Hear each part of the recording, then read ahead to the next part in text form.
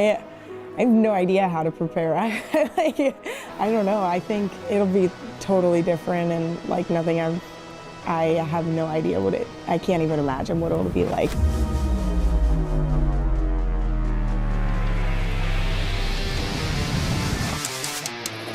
Bakira Barret is the Freeride family reunion in the Pyrenees. Stop number 1 of the 2026 Freeride World Tour.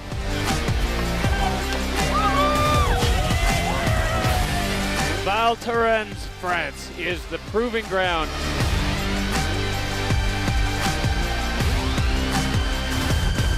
Oh my God!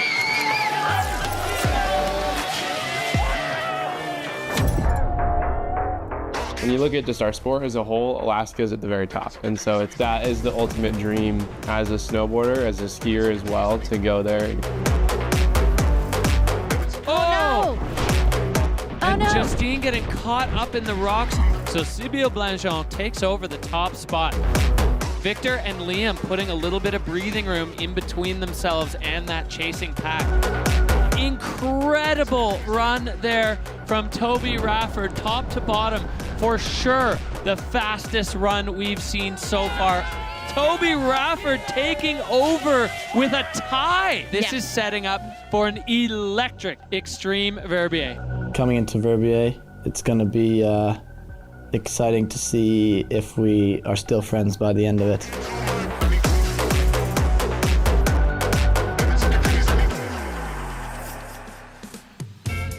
Welcome to the Freeride World Tour by Peak Performance. We are live at the YETI Xtreme Verbier. The finals, the whole season has built up to this. My name is Derek Foose, here with our ultimate freeride expert, Hadley Hammer. Hadley, it is absolutely electric here right now. It really is. The snow looks amazing. The weather looks perfect. We are thrilled to be here in Verbier. Oh yeah, this place is, the history is just oozing out of it, and the Bec des Rosses is the backdrop. We've put together a little piece just to give you a sense of what's going on in the riders' heads behind the scenes on this legendary venue. Standing at the bottom, imagining going from the top. It's a pretty nerve-wracking feeling. The face is so steep, and standing up there is scary in the beginning. I've heard so much about like how steep and gnarly it is. I've never seen it in person, but I can only imagine. So exposed, if you fall in some places, you can actually die.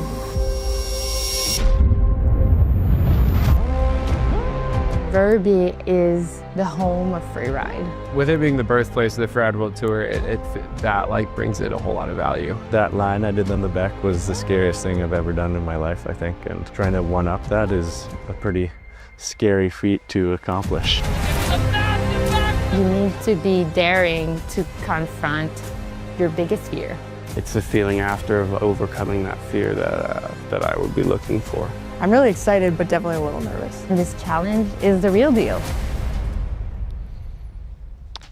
The real deal indeed. You know, I think for any freerider to say that they've even gotten to stand in the start gate of the Bec des Rosses is something for everyone's roster. It's on everyone's dream. It really says I am one of the best freeriders out there. Every time you ride up that jumbo cable car and see that thing, it feels like you've been punched in the stomach, and we just have to sit here and watch them, let alone actually dropping in from the top. It's just incredible. And the history that this thing has. This is the 30th anniversary of the Xtreme Verbier. They've been doing this for that long, since the mid-90s, and the history behind this is just incredible. Take a look at what's gone into this to get us to this point.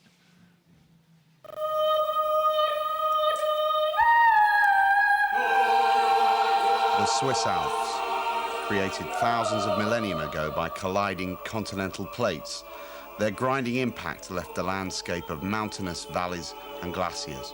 Amongst them, one peak known as the Bec des Rosses in the ski resort of Verbier, where the inaugural Red Bull Xtreme presented by O'Neill was held on the 23rd of March, 1996.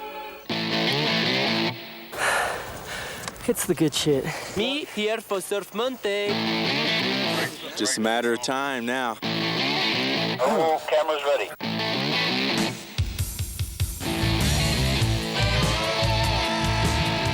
Well, it started as a wild idea that the locals here in Verbier had. They put it into play, and it's built into this. Watching these guys, watching what they were doing back then, it doesn't seem that different to today. Not really. Even the fashion from 1996 has creeped back in with a lot of these young riders.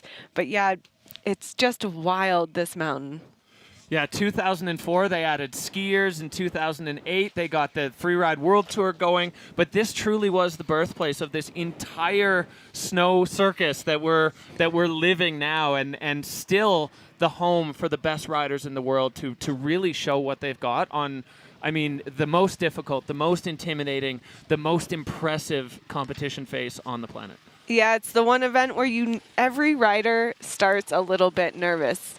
You know, there's others where they have a sense of calmness, but with the Beck, they all have that slight twinge of fear, which is probably healthy given how steep, how rocky, how intense this terrain really is. It needs the respect. It Yes. truly does. You can't go out of the start gate in full charge mode. It just isn't.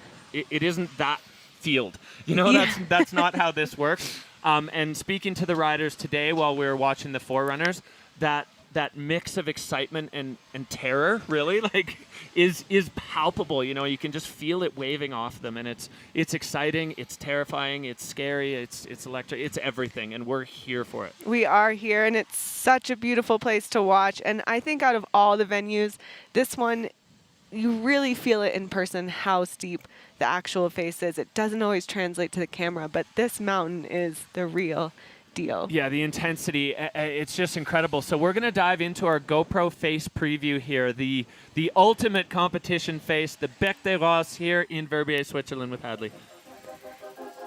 Here we are, the Bec des Roses, the infamous. This year we will have 3 start gates, start 1, start 2, start 3.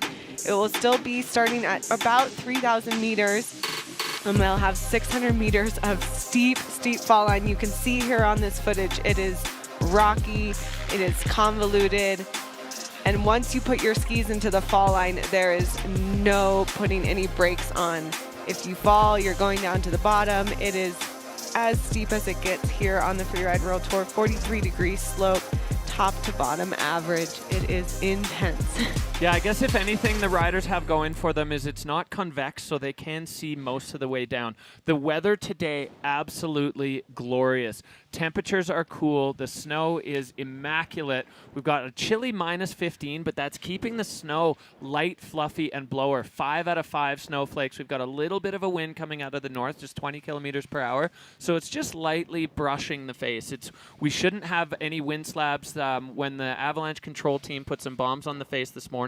Just a little bit of slough. No slabs, nothing really major. So I think we're in for absolutely prime conditions today. Totally. We got really lucky with that lovely snowstorm these last few weeks. It feels like February all of a sudden here in Verbier. Yeah, snow all the way to the valley, even down in Sion. It's absolutely incredible. The conditions yesterday and the day before, the riders have been really enjoying riding around Verbier, trying to find aspects that are similar to the Bec. I mean, there's nothing similar to the Bec, but they're doing their best to just get in the snow, get their skis sliding in the powder.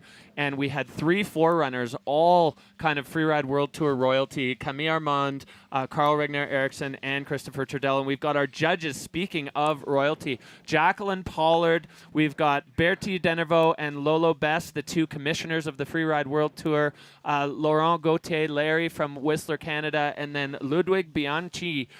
Bianchin from France is our video judge today, so he's going to be running those colored bars that give us so much information about how all of the judging categories are playing out for each rider. Exactly. So those bars that you'll see on the screen is coming from the video judge. He's giving his input on how it's going, and then the judges are, in the meantime, putting in their scores, debating between them. And all right. Well, we are set to go here at the YETI Xtreme Verbier. The first group on tap is going to be Snowboard Men. Stay tuned.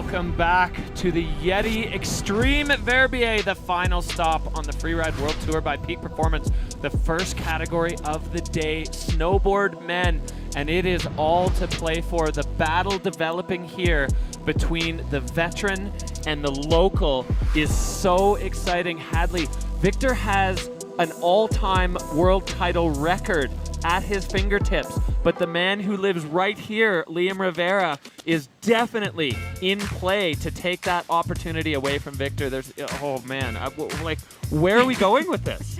It's exciting. I love coming into Verbier with things unsettled and unknown. It means that the riders really have to go all the way through the whole season, fight it out till the last one, and really prove themselves on the back. And as you said, it'll be really interesting. Liam, a local, but Victor also spending a lot of time here as well, and he wants to take that overall champion title away from Marion Harity, who has had it for 5 or 6 years now, I think. So we'll see who gets it at the end of the day. Yeah, Victor managed to tie her record last year, which was a huge deal. Marion was the sole owner of that overall title record for a long time, and he managed to get the tie. Now he has the opportunity to move into solo, overall first place here. But Liam Rivera was looking locked in this morning. We got to ride the jumbo with him.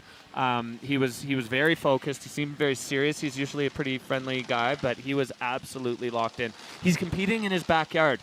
Do you think, in your opinion, is that an advantage, or is the added pressure, gonna be too much? I think that's up to the rider. They either take that pressure and use it, or they take the support and use it. And I think it's Liam's decision today of, am I going to embrace the crowds, having my family here, having everyone here to support me and use that to fuel me, or am I going to be overwhelmed by the pressure of all that? And so that's his decision to make, and we'll see with the results of his snowboarding. But last year he did so well on this face, and so I think he can take that confidence of, okay, I can win this comp.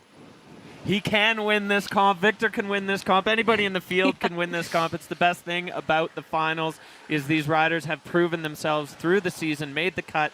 They're here now. Pressure in a way is off because qualifying for the next year is done. But of course, a win on this legendary face is something that puts you in the Freeride Hall of Fame. So it takes a huge amount of work to make this event happen, especially on a face this vast and just enormous. And we've got to look here in depth at what it takes with our Mammut venue check. So we are day one, Freeride World Tour final in Verbier. Just arrived at the summit of Montfort, and now we are heading to the Bec des Rosses behind me. We made our way up to Col de la Chaux, and there we'll meet up with the gardien de la face. Bonjour, je m'appelle Romuald, je suis le gardien du Bec des Rosses, donc je dois protéger la face. Ça fait 3 semaines qu'on est là, qu'on monte tous les jours, un tour chacun. Il y a mon collègue Jus qui est au petit bec, et donc on tourne, et voilà, et on demande aux gens de respecter, de ne pas rider la face. Et je profite pour dire merci aux locaux qui jouent vachement le jeu. Right now I'm with Sylvain, checking the different start options. So far the snow is a bit sugary, and there's a lot of sharks. Oh. Looking at the speed that the riders are going nowadays, starting from the really top, might not be an option at all. But to be fair, if it's really shallow at the top, the snow at the bottom is really good. And looking at the forecast with the 30 centimeters, which should come by the end of the week, I believe it's going to be awesome.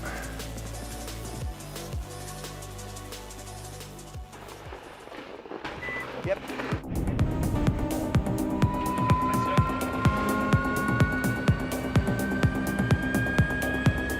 We are putting the boot pack on for the forerunner on Saturday, and for the team tomorrow to head up to the start one. So quite sugary snow, but that'll do the job for now. Pretty much finished start number 1. That's where we're going to put the 3D gate. It's really wide, about like 6 meters wide, about 3 meters deep, to make sure that not only the gate fits, but also that the riders can be comfortable inside it. just the stunt number 2, Petit Bec, making sure that the platform is all the way down.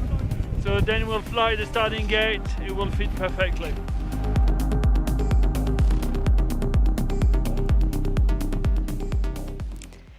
You know, Derek, it's pretty impressive. The team that the Freeride World Tour operates with, so highly skilled in the mountains when it comes to safety, when it comes to organization, when it comes to putting in the infrastructure. It's a huge task, but they're so good at it, and it's so cool. Yeah, and watching those guys standing up there on the summit of the Petit Bec in the blasting wind, just working away. And this morning, we had the crew out bombing out of the helicopters, a couple of the local patrollers as well as the guides. They put 7 bombs on the face. Hadley, run us through what happened when those bombs dropped. Exactly. It was kind of what we were hoping for, and everyone kept their fingers crossed. You can see just this surface amount of snow moving, but nothing significant, no avalanches. This way, we know that the venue is secured for the riders. You can see here the bomb holes there. The riders will take into account where the bombs were dropped, and it's up to them to make sure that their lines don't go through them. And yeah, this just means that the face is good to go. The snow looks amazing, and yeah, just a little bit of surface left. Yeah, the Freeride World Tour organization giving the riders the map of where they were going to place the bombs ahead of time, so everybody kind of knew.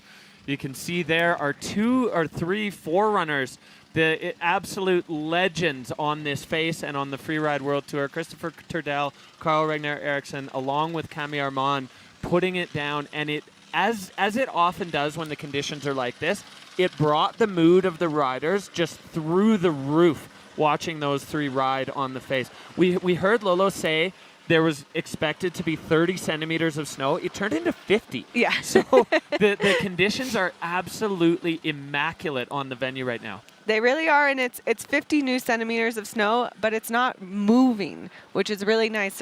When the forerunners went, the slough was staying in place, which means that athletes have full confidence to move across the venue as they'd like. So we have a look here at Camille Armand. He was dropping out of start number 1, or I think this is actually live, but we do have a look back at Camille Armand dropping out of start 2 for a 4 run. And just, Hadley, take a look at the snow here. Yeah, it really looks perfect. It's supportable. That means that they can take big airs.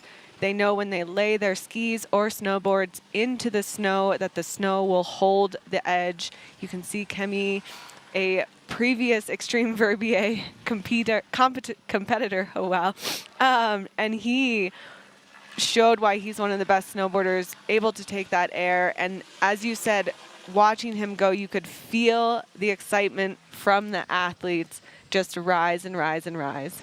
And I know at least one of the snowboard men was really happy to see Kemi put a lip in on that final feature because he was looking at using that in his run, and he was a little nervous with it being powder about having to put the lip in to be able to make a trick happen, especially for the snowboarders. If they're setting off the toe side edge, they want to do a front side 360, and there he is, the man of the moment, Camille Armand, the man we just watched doing that 4 run, and give us some insight into what it does for the riders, for the mood, for the whole vibe of the event when you watch a 4 runner just lace a run like that.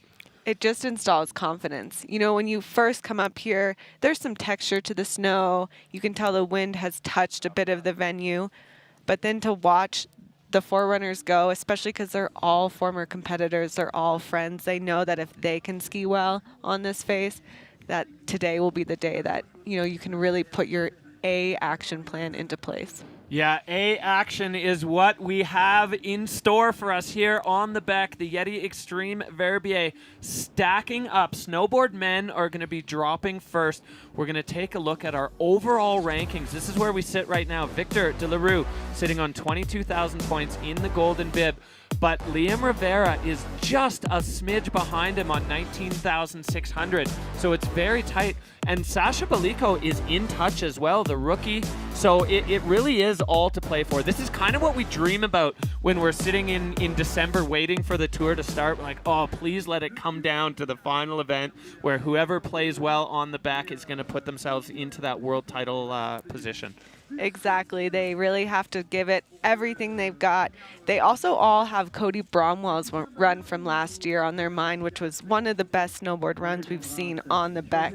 And I think they look back in previous years, they get inspired, and then they have the pressure of like, okay, between Sasha, Liam, and Victor, whoever wins really has a good shot of that overall.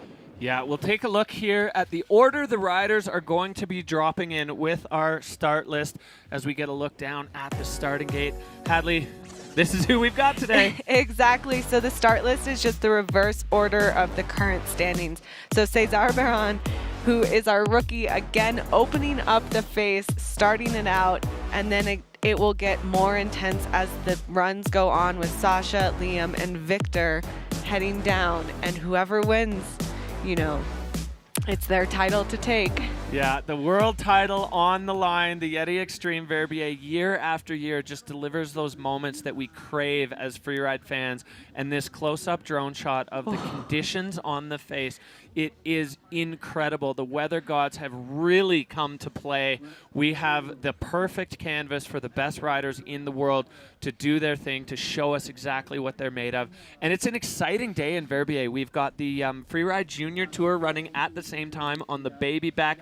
So those juniors are getting to really rub shoulders with their heroes. You know, they're it's not the same finish, but the finish of the junior event actually comes right into the viewing area. So here's our Peak Performance Fun Bet fan favorites. Peak Performance Fun Bet, your opportunity to get some skin in the game. 96% of you feeling Victor de la Rue will land on the podium. 86% putting their money on Liam Rivera and Enzo Nilo rounding out the top three there with 63%. We can't overlook Enzo. Do not sleep on this man. The steeper and gnarlier it gets, the better he gets on his board. And I'd say he's hungry. He always wants to be on the podium, but he really wants to beat Victor. He does indeed. And man, you know, it's rare that I have the urge to come out of retirement and ski something, but today the Beck looks so good. It's tempting to throw on those ski boots. I think the athletes are really excited for the conditions and what they can put on. We've got Victor's kids out there ready to cheer Papa on down the Bec de Ross. Absolute legendary Freeride family, and the crowd starting to fill up. It's the first time in a long time that we've had this event run on the first Saturday of the weather window. The town of Verbier is heaving right now. It is absolutely packed. It is, and you see that finish gate down there at the bottom.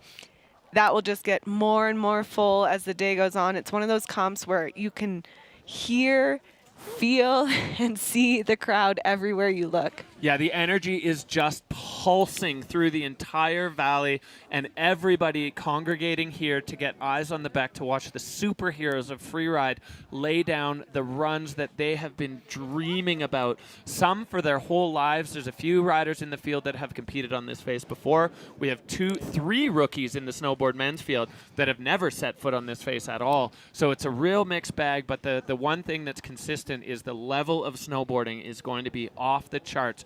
And we are zooming in on start number 3 at our first riser, Cesar Baren, the man to kick things off today in Verbier for the YETI Xtreme Verbier.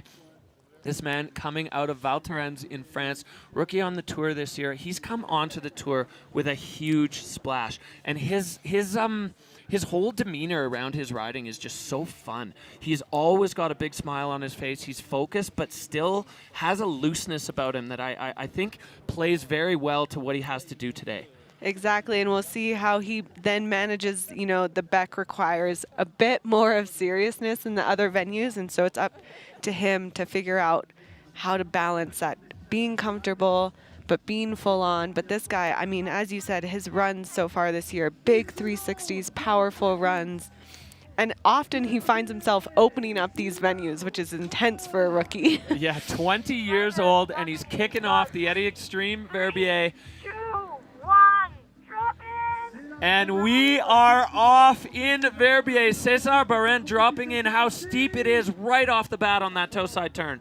So intense for these riders. You'll see he's making his way right onto that face. The slough starting to white himself out. Huge first air for the rookie. And a clean landing there. The transition so steep there. You've got to be letter perfect with your board placement when you land. And you can see the snow just hanging in the air. It's so light, fluffy, and dry. As César Barén biting off another big piece right off the nose, getting the grab, picking up speed, a little bit of a heel side edge bounce, but coming out of the powder cloud, still on his board. Still on his board. You know, this is the kind of venue, nice backside 3, where you really, there's no stopping. Once your board is in the fall line, you are heading down to this finish line. Well, César now absolutely flying down the lower apron and just picking up some soul powder turns. I got to catch up a little bit this morning with Jeremy Jones. He goes the nose butter there, and Jeremy said those soul turns at the bottom are one of the best feelings in the world. You've done the hard part. The snow is absolutely glorious. The sun is on it. Everything is just leading you to this moment, and you can hear the crowd. Look at his hands up. First trip down the back for this young rider, and he absolutely crushed it. It is so nice. We have started, you know, even last night I was thinking, oh, I just want to watch the comp right now. Like, so excited to see what these riders do. All right, well, taking a look here at our replay, this first feature of César, absolutely huge. Huge, and he had to deal with being the first rider, like a little bit more slough than some of the riders later in the day will have, and you saw him getting eaten by the powder cloud a few times. The judges will, as you see in the control and technique, do some docks, but really strong riding out of the rookie. Yeah, backside 3, still up high on the face with that exposure just lurking beneath him.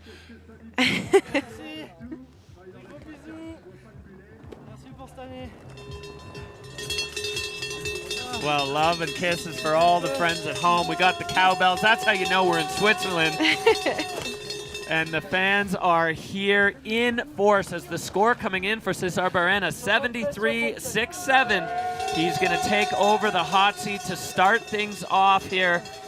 Incredible start to this event. César Barén just giving us a little bit of a hint of what's possible on the face today. Exactly, and starting the judges to work early in this morning. You know, it's hard for them with these first riders. They've got to anticipate what's coming for the day, leave some room for greatness to appear, but yeah, they've got a hard job. Oh yeah, that is one of the toughest jobs in the industry. We are back up and we're at start 1. So César dropped out of start 3. Shane Blue Sandblom, another rookie coming out of the Tahoe area, the California Shredder. He was just a force on the Challengers last year in the North American Tour. This year he came on in the first event in Spain, had a little bit of an injury, and then really showed his potential in Val Thorens, landing himself on the podium with a second place and an enormous backflip. This guy has all the pieces to land himself on top of the podium, but of course it's his first trip down the back, so there's an extra element at play here. As Shane Blue Sandblom dropping in from start 1.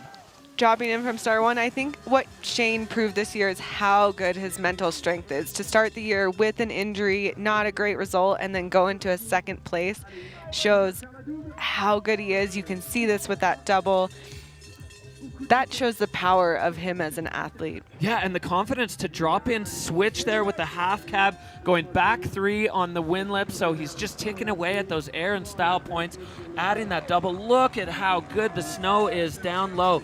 Shane Blue now making his way down, making sure that he doesn't spray the snow up too high. Front side 3, so he's spun both ways. That snow is so deep down there, and he's had a little bit of an issue, almost getting clogged in the powder. Now, will he use this lip that Camille Armand put in? A massive backflip, and Shane Blue landing it perfectly. Oh, wow. These rookies, man, they are riding like veterans on this face. They really are. Shane is just showing so much strength and also accuracy. You could see he landed right next to the tracks of the original of Cammie's forerunning run, and that's key. You really don't want to land in the landing tracks of the rider before you. So Shane making use of that early start order, scoping well, and he should be very proud of himself. Absolutely. He was the one I was referring to earlier about hoping that a forerunner put a track into that lip. So sharing a big hug for Cesar. You know, these guys, they're competitors, but at the end of the day, they want to see each other riding well. As we see our hover air line tracker, Shane, starting off really technical, riding switch right out of the start gate, as we're going to see in the replay. Yeah, and the snow at the very top was the snow that everyone seemed the most concerned about. It looked pretty wind affected. And then you'll see this massive backflip and again, perfect landing. Oh yeah, that is glorious. Shane, for sure, you just made the highlight reel. Clips are gonna go viral after this event as and Cesar loving it from the hot seat. That's the best seat in the house. They're sitting right at the base of the back so they can just look straight up at it. So good. It was like we got lost in the sauce. All right, well, the score popping in a 59.67 for Shane Blue Sandblom. So that little bit of a control issue, definitely, and you could see in the video judges' scores there, line as well. So, I mean, this is where things are going to get really interesting for the judges with 3 starts to drop from, and the Petit Bec side is quite filled in, so maybe the line scores won't be as strong starting from that side. That seems to be maybe what we saw there. Yeah, for sure. There was a few moments after his top section where you still have to traverse over, and the key is how to make that traverse look fast and quick, and potentially that could be where his downfall was. Yeah, so a strong run nonetheless for Shane Blue Sandblom as we look at the riders up on the ridge. We got a 10-second countdown out of start 3. The next man in the gate, another one coming out of Val Thorens. This is Enzo Nilo sitting in 4th right now. He's been on the podium and 2 fourths this year. So very consistent across the season. And Enzo would love to be standing at the top of the podium at the end of today as he drops in from start 3. You can really see that first and second turn off the start is so steep and so committing, but you don't want to go so fast that you're in the fall line too quickly. As we see lining up a huge air. And bouncing on the heel side, but coming out of it. And that's the contrast with the start 1 versus start 3. The airs on this side are enormous. And Enzo making full use of that, popping right off the highest section of that above the exposure. So Enzo Nilo disappearing into a powder cloud there. The snow, I mean, it's good, but it's also got its challenges. As a huge back 3 there for Enzo Nilo. So he has done his part. Now coming down into the apron and into the sunshine at the bottom of the back. Yeah, those airs on that side of the face are massive, and they also require a lot of control, because if you don't stick the landing on those, you're just going to send yourself into the next one. Yeah, talk about riding and doing airs above that kind of exposure. You really have to back yourself. Yeah, you have to go in fully committed, knowing that you're going to stop and really believe in the strength that you've been building in your legs all season. Well, we see the hover air line tracker there. Direct fall line attack approach for Enzo Nilo, barely moving out of the fall line. We're going to take a look here at his replay. Look at the snow, Hadley. Yeah, and the size of this first air high on the venue, that takes a lot of guts and a lot of skill. All right, a precision approach required. As you can see, all of those rocks and boulders just below where he took off. He gets completely lost in his powder there. And then coming into this 360, that was textbook. Perfect riding out of the French rider. You know, as you said, he's been hungry to get back on the podium this year. Well, let's see what the judges thought. The score coming in, it goes up a 66.33, so a little bit of a control bobble on that upper cliff, and that's where Cesar was perfect. And I think, you know, the judges are looking at where it's difficult, where it's exposed, where it's dangerous. They want to see perfection. The last thing the judges want is for you to scare them. So Enzo with that little bounce, for, you know, maybe that's where the score landed there. But we roll on, and now we are getting into our top 3 riders. Another rookie. This one coming out of France, Les Setlo, his home. I spoke to him this morning, and he was nervous. really nervous. Sasha Beliko, 28 years old, sitting in 3rd overall. He's been on the podium already a couple of times this year, including in Alaska. He wants to do it again here. He does, and I think, you know, for your rookie season to have a chance to win the overall, that's potentially the reason why. Look at the commitment it took to throw that backflip in such big exposure, and he continues to ride with motivation, with energy down this face. Popping backside 3 over that wind lip. So Sasha Beliko going really well. Little shades of Cody Bramwell last year as he comes down into this powder field. We know the landing under this one is really deep. Going front side 3, landing, getting bogged in the snow. Oh, but he's back up and riding. So Sasha now with one more opportunity, going for a 7. Oh. Not quite making it, but you know, I think this is the kind of run where he said, you know, potentially I've had one of my best seasons as a rookie, and I want to show that I have even more potential. Yeah, I mean, the balance for these riders between what they are able to execute in competition and what they have in their pocket in terms of skills, it's always a tricky tightrope, and it looks like he went on the side of all in. Yeah. It is a tight rope, a fine line to walk for sure. The nerves, the energy of the competition, that really plays into how you end up riding. So we see the Hover Air line tracker, similar direction that we saw Shane Blue Sandblom take, and going for that 720 at the bottom. So just absolute full throttle approach. You see it had to clear his goggles off there. What a way to enter this run.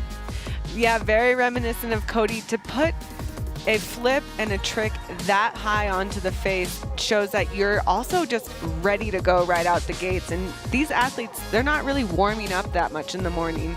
And so it's just incredible what they're able to do. And then you'll see chucking that last 7, not able to fully come around, but definitely glimmers of what we'll see from him for years to come. Yeah, looking like he landed in the same track that a couple other riders have landed in, so that hole is getting bigger and bigger, and that's going to be something that riders later on in the event are going to have to keep an eye on, because as those holes get bigger, they get way harder to land in. So score coming in for Sasha, 33.67. That's not going to trouble Cesar Baren. So Cesar, the first man out of the gate, has held the hot seat through all of these heavy hitters, and now has the 2 heaviest hitters in the field still to come. Do you think his confidence is building, or now is he going to start to really shake in his snowboard boots? He just looks pretty excited. I think he's enjoying the moment for what it is. Worst case, he's on the podium now. The worst he can do is a bronze medal on the back, which is a pretty solid first effort. As we are back up to the top, the man in the start gate, Liam Rivera, competing in his own backyard, growing up right here in Verbier, part of the Verbier Freeride team. Emilien Badu has been coaching him. He was a standout on the Freeride World Tour, and he knows how to get it done. I mean, he is on form right now and peaking at what feels like the exact right moment to fulfill a lifelong dream of winning a world title. Exactly. You know, he knows he has to win today. That pressure is probably on, but I think he'll grow into that pressure as we see him leaving the start gate, doing those first top, very steep committing turns. Yeah, and heading over in the but adding a little bonus feature up high. High risk, high reward for Liam Rivera. Off the nose, just launching over that Niagara Falls, and a perfect landing for Liam. Definitely holding on to that till the end, staying super balanced on his board as he makes his way into his next part of the venue. So he's getting way out here, and he's got a big feature. Launches a backflip, another perfect landing. So Liam Rivera showing that he knows every inch of this mountain. And look at this maze Derek. he's coming into. Precision required, precision executed. Hadley, that was incredible. Really incredible. You can tell this man has spent a lifetime looking at this face, finding perfect takeoff, perfect landings. He had a bonus feature at the top. He added a bonus feature at the bottom. Never put a snowflake out of place there. That was immaculate. Look as we pan back up to see what he just did there. I mean, talk about leaning into the pressure. Leaning into the pressure and showing he can, and this is why he deserves to be so high in the standings the last 2 years. Well, that's got to put a little bit of a shiver down Cesar Beren's back watching his good friend, and he's got the rainbow stripes there of world champion. As we look back at this replay, every piece of this, Hadley, was just perfect. It's amazing. This top air is just massive. You see he's able to like really hold on, activate that core. Beautiful backflip here. Look how steep it is below him, Derek. Yeah, I mean, the ground just keeps dropping away, and then he comes into this lower section where your trajectory off that feature has to be perfect, or you're just landing on rocks and then tumbling out the bottom. And everybody else rode out this apron, but Liam going out a little bit further to the rider's left and finding another feature to just build that line score. So now the judges are going to get to work as we see the local. Okay, here we go. The score goes up, up, up, way up. Oh, it's way up, a 96-point run. Has he even seen it yet? Yeah, there now he's finally got word. 96 points for Liam Rivera. A huge performance in his backyard.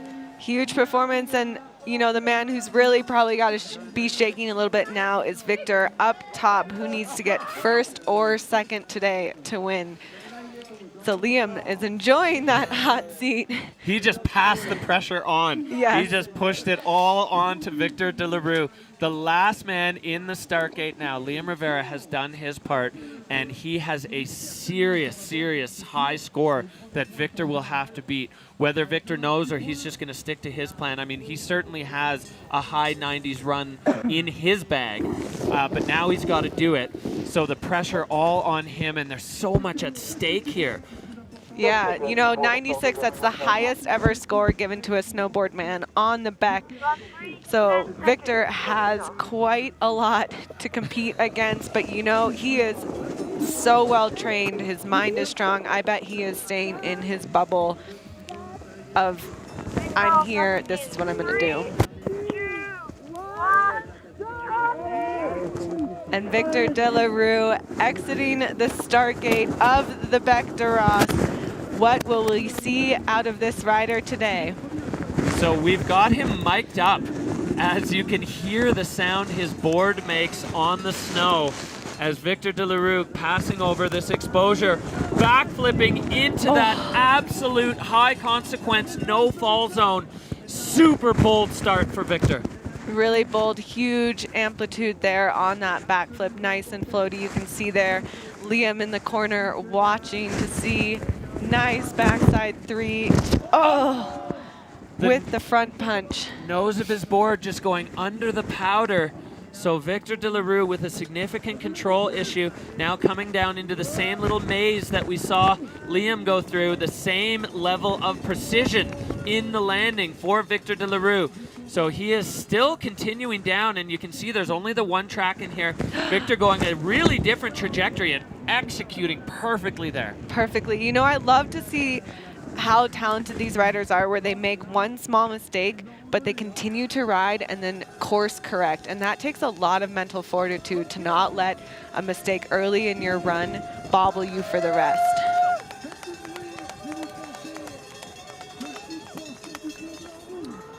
Well, a bold line there. What we didn't see, and we'll see in the replay, but the big cliff at the very top that Liam and Cesar hit, Victor opted to go in a different direction so he could do that big backflip, and you can see it there where the other riders were more on the looker's right. He went wrapping around so he could do that big backflip. So in the line score, Hadley, how do you think that's going to fare? It could be a little bit less for sure, and maybe Victor was playing the game of I just need to get first or second and hoping those odds helped him. But this backflip was quite massive. That was enormous and absolutely perfect. And then this is where things went a little bit awry as the nose of the board goes under the snow and he does a full somersault. So you can see with the video judge there, the control is down. I don't think this is going to trouble Liam, but do you think that could sneak into second? This is the big question of the day for sure. You know, he did quite a lot in the rest of his run to make up for that bobble. compared to Cesar, I'm not quite sure, and I think that's why we're both glad that we're not judges. Well, Victor is all smiles at the bottom. He's got his family around him, and that really just kind of reminds us what this is all about. The family of Freeride gathered here in Verbier. So maybe we can eavesdrop on their conversation. Well, not too much conversation. Tense moments there as the world title on the line, and of course the title of the Beck. If Liam Rivera wins on the Beck today, and whether or not he wins the world title, this town is going to go ballistic. That is for sure. We can see here the judges really have their work cut out for them. They are cranking the numbers. And we've had a good run over the last few years of hometown winners, too. We've had Jenna Keller, we've had Sybille Blanchon, we've had Elizabeth Gerritsen. So to continue that streak, I think, would be great for the locals in Verbier to have a hometown winner on the back. That's what they all are here for. Exactly. The town will go wild tonight.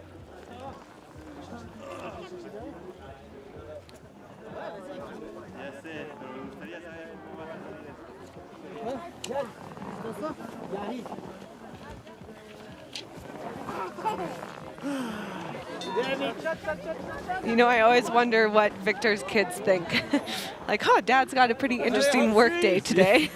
Yeah, he goes up, rides down the steepest face known to human existence, tosses a couple backflips and 360s. There's the little one. So the family all here in support.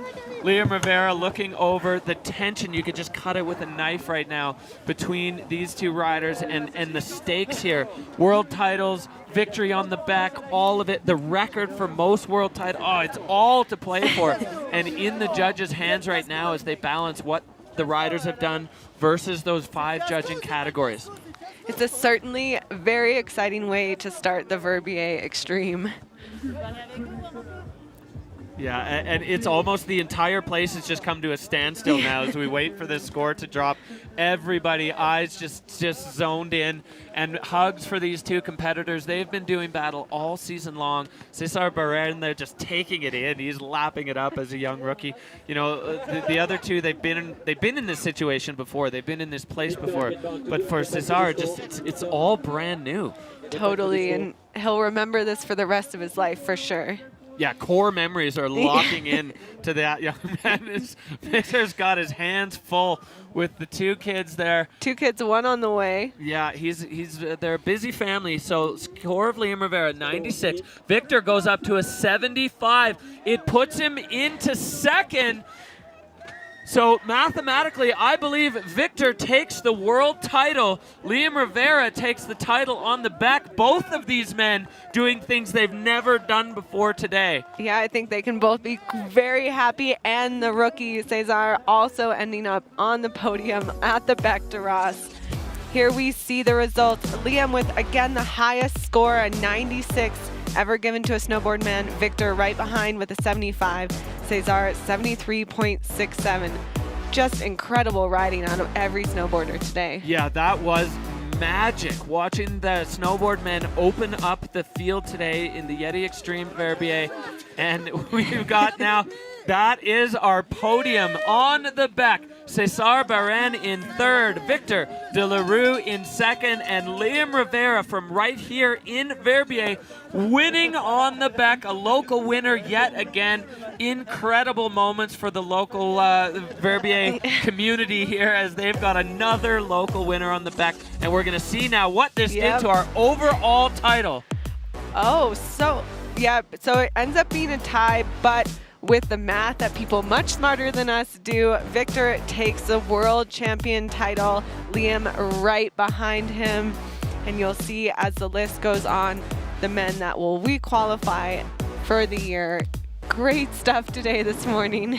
Wow. Don't even need coffee. Incredible moments on the back, and the first category just delivering thunder for us from end to end, from the first man down who managed to find himself on the podium to the incredible tension of the last rider battling for a 5th world title, and now standing alone as the holder of the most Freeride World Tour titles ever. All right, well, we have our world champion in the finish with the kids, Victor de la Rue. A huge performance on the back, winning the world title, 5 in the pocket now. How are you feeling? This is freaking amazing. The snow is like so good, and yeah, I had a great, I was supposed to do a front 3, and then I was like, just fuck it, it's perfect for backy. I stomped it perfect, I was, so good. And then I got the back 3, I know Liam did a sick backy, and the snow was great. But somehow, the snow was pretty deep, and I just front punch, I was like, the world title is going like, sous le nez, comme on dit, in French, en frouze. And then I was like, okay, let's just go full on until the end of my line, because I fucked up already, I cannot fuck up more. And this put me in second place, which gives me the title. So I really didn't believe it, so I'm so damn happy and to share this with my kids. Congratulations. In one word, what is the strongest emotion you're feeling right now about having 5 world titles? Now it's just holidays from now on, no more stress from the comps. That feels good. Stress-free. Congratulations. Show, so I'm so looking forward to watch everybody with this good snow. They're gonna send it crazy. Thank you, guys. Huge congratulations, Victor de la Rue, the Freeride World Tour champion. Snowboard men done and dusted. Still 3 categories to go. Stay glued to your seat because we are coming right back. Stay tuned.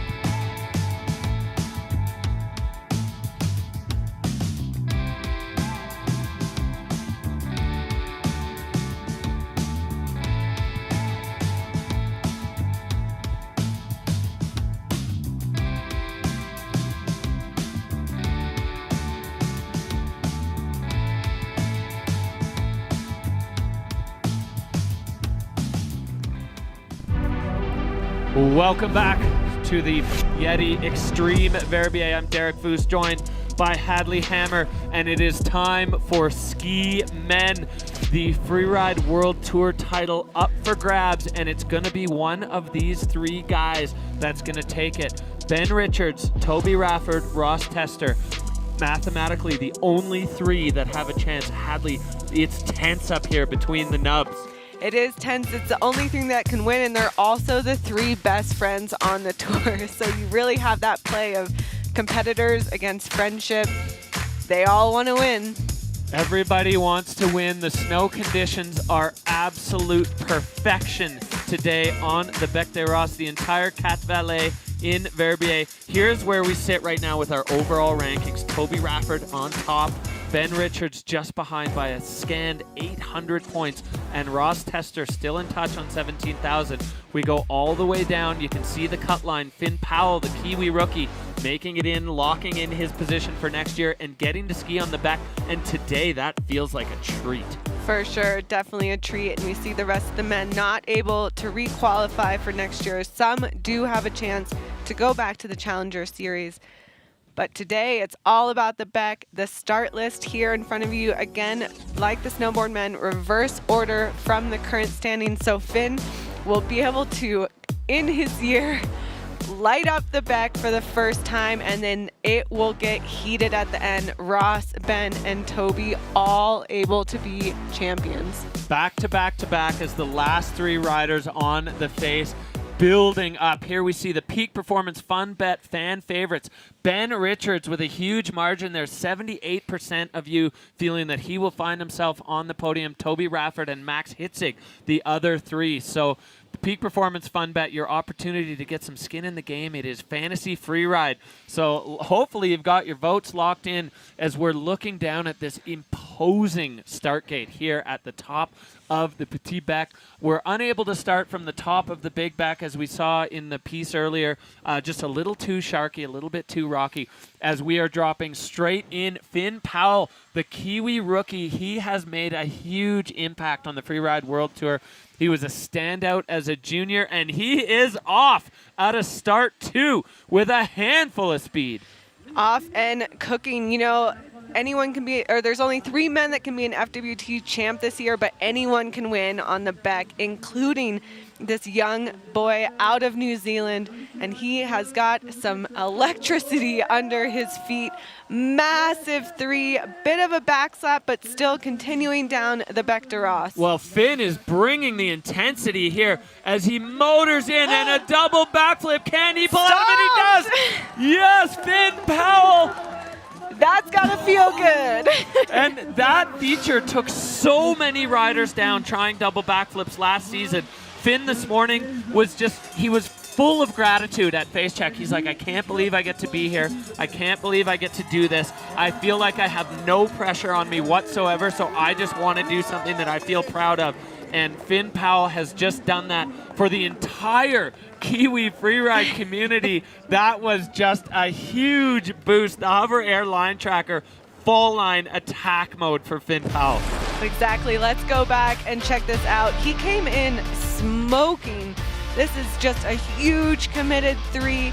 He did land a little bit backseat, a little bit of a backslap, but then this, as you said, so many guys tried this last year with 0 success, and Finn straight 4-point landing. And if you watch, after he lands, he immediately pops back into the air with just pure joy. Boom, yeah. Right there. A shifty, that was for the people. Finn Powell just opening up this category with a fireworks run.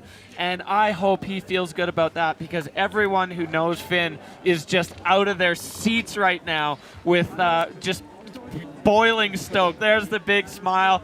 Finn Powell lighting us up at an 88.67 for the first man down. If this is a tale of what's in store from ski men, we are in for a show here as the New Zealand rider opening up with a bang. Oh, what an impressive way to start. If you're not entertained already, I don't know what is wrong with you. This is going to be an exciting day. Oh, that was just incredible. So Finn Powell takes over the hot seat, first run down in the high 80s. We are back up, and we're going all the way up to start three. The next rider in the gate, a young Canadian rookie coming out of Verbier, riding at Lake Louise out of that Ular Big Mountain Club. Jack Kolesh, he's been coaching freeride at the same time as competing at freeride, finding himself on the tour, making the cut. This young man, an absolutely electric skier, and right out of the gate into the steepest part of the venue. He looks really comfortable in the steeps. You know, such a good season for his rookie year. Always around that top 10, top 7. Really strong riding as you see his lining up. That first air, really committed. Looks like he's going for a bit of a double. Oh yeah, giving himself another feature with a 360 way up high on the face over all kinds of exposure. So Jack Kolesh going full commitment for his first trip down the back. Coming in here, launching a backflip. No, not able to hold on. And tomahawking down the back. Well, it was full commitment there for Jack. It sure was. Gear littered across the face. As we said, the Bec is steep and has a lot of fall line. We have that wave that he is okay. That top section, super impressive. Yeah, Jack Kolesh, even when things come undone for him, it's always in something really impressive. And it's those moments of you can see the flashes of the potential in this man. There are podium runs, there are winning runs in his skill set.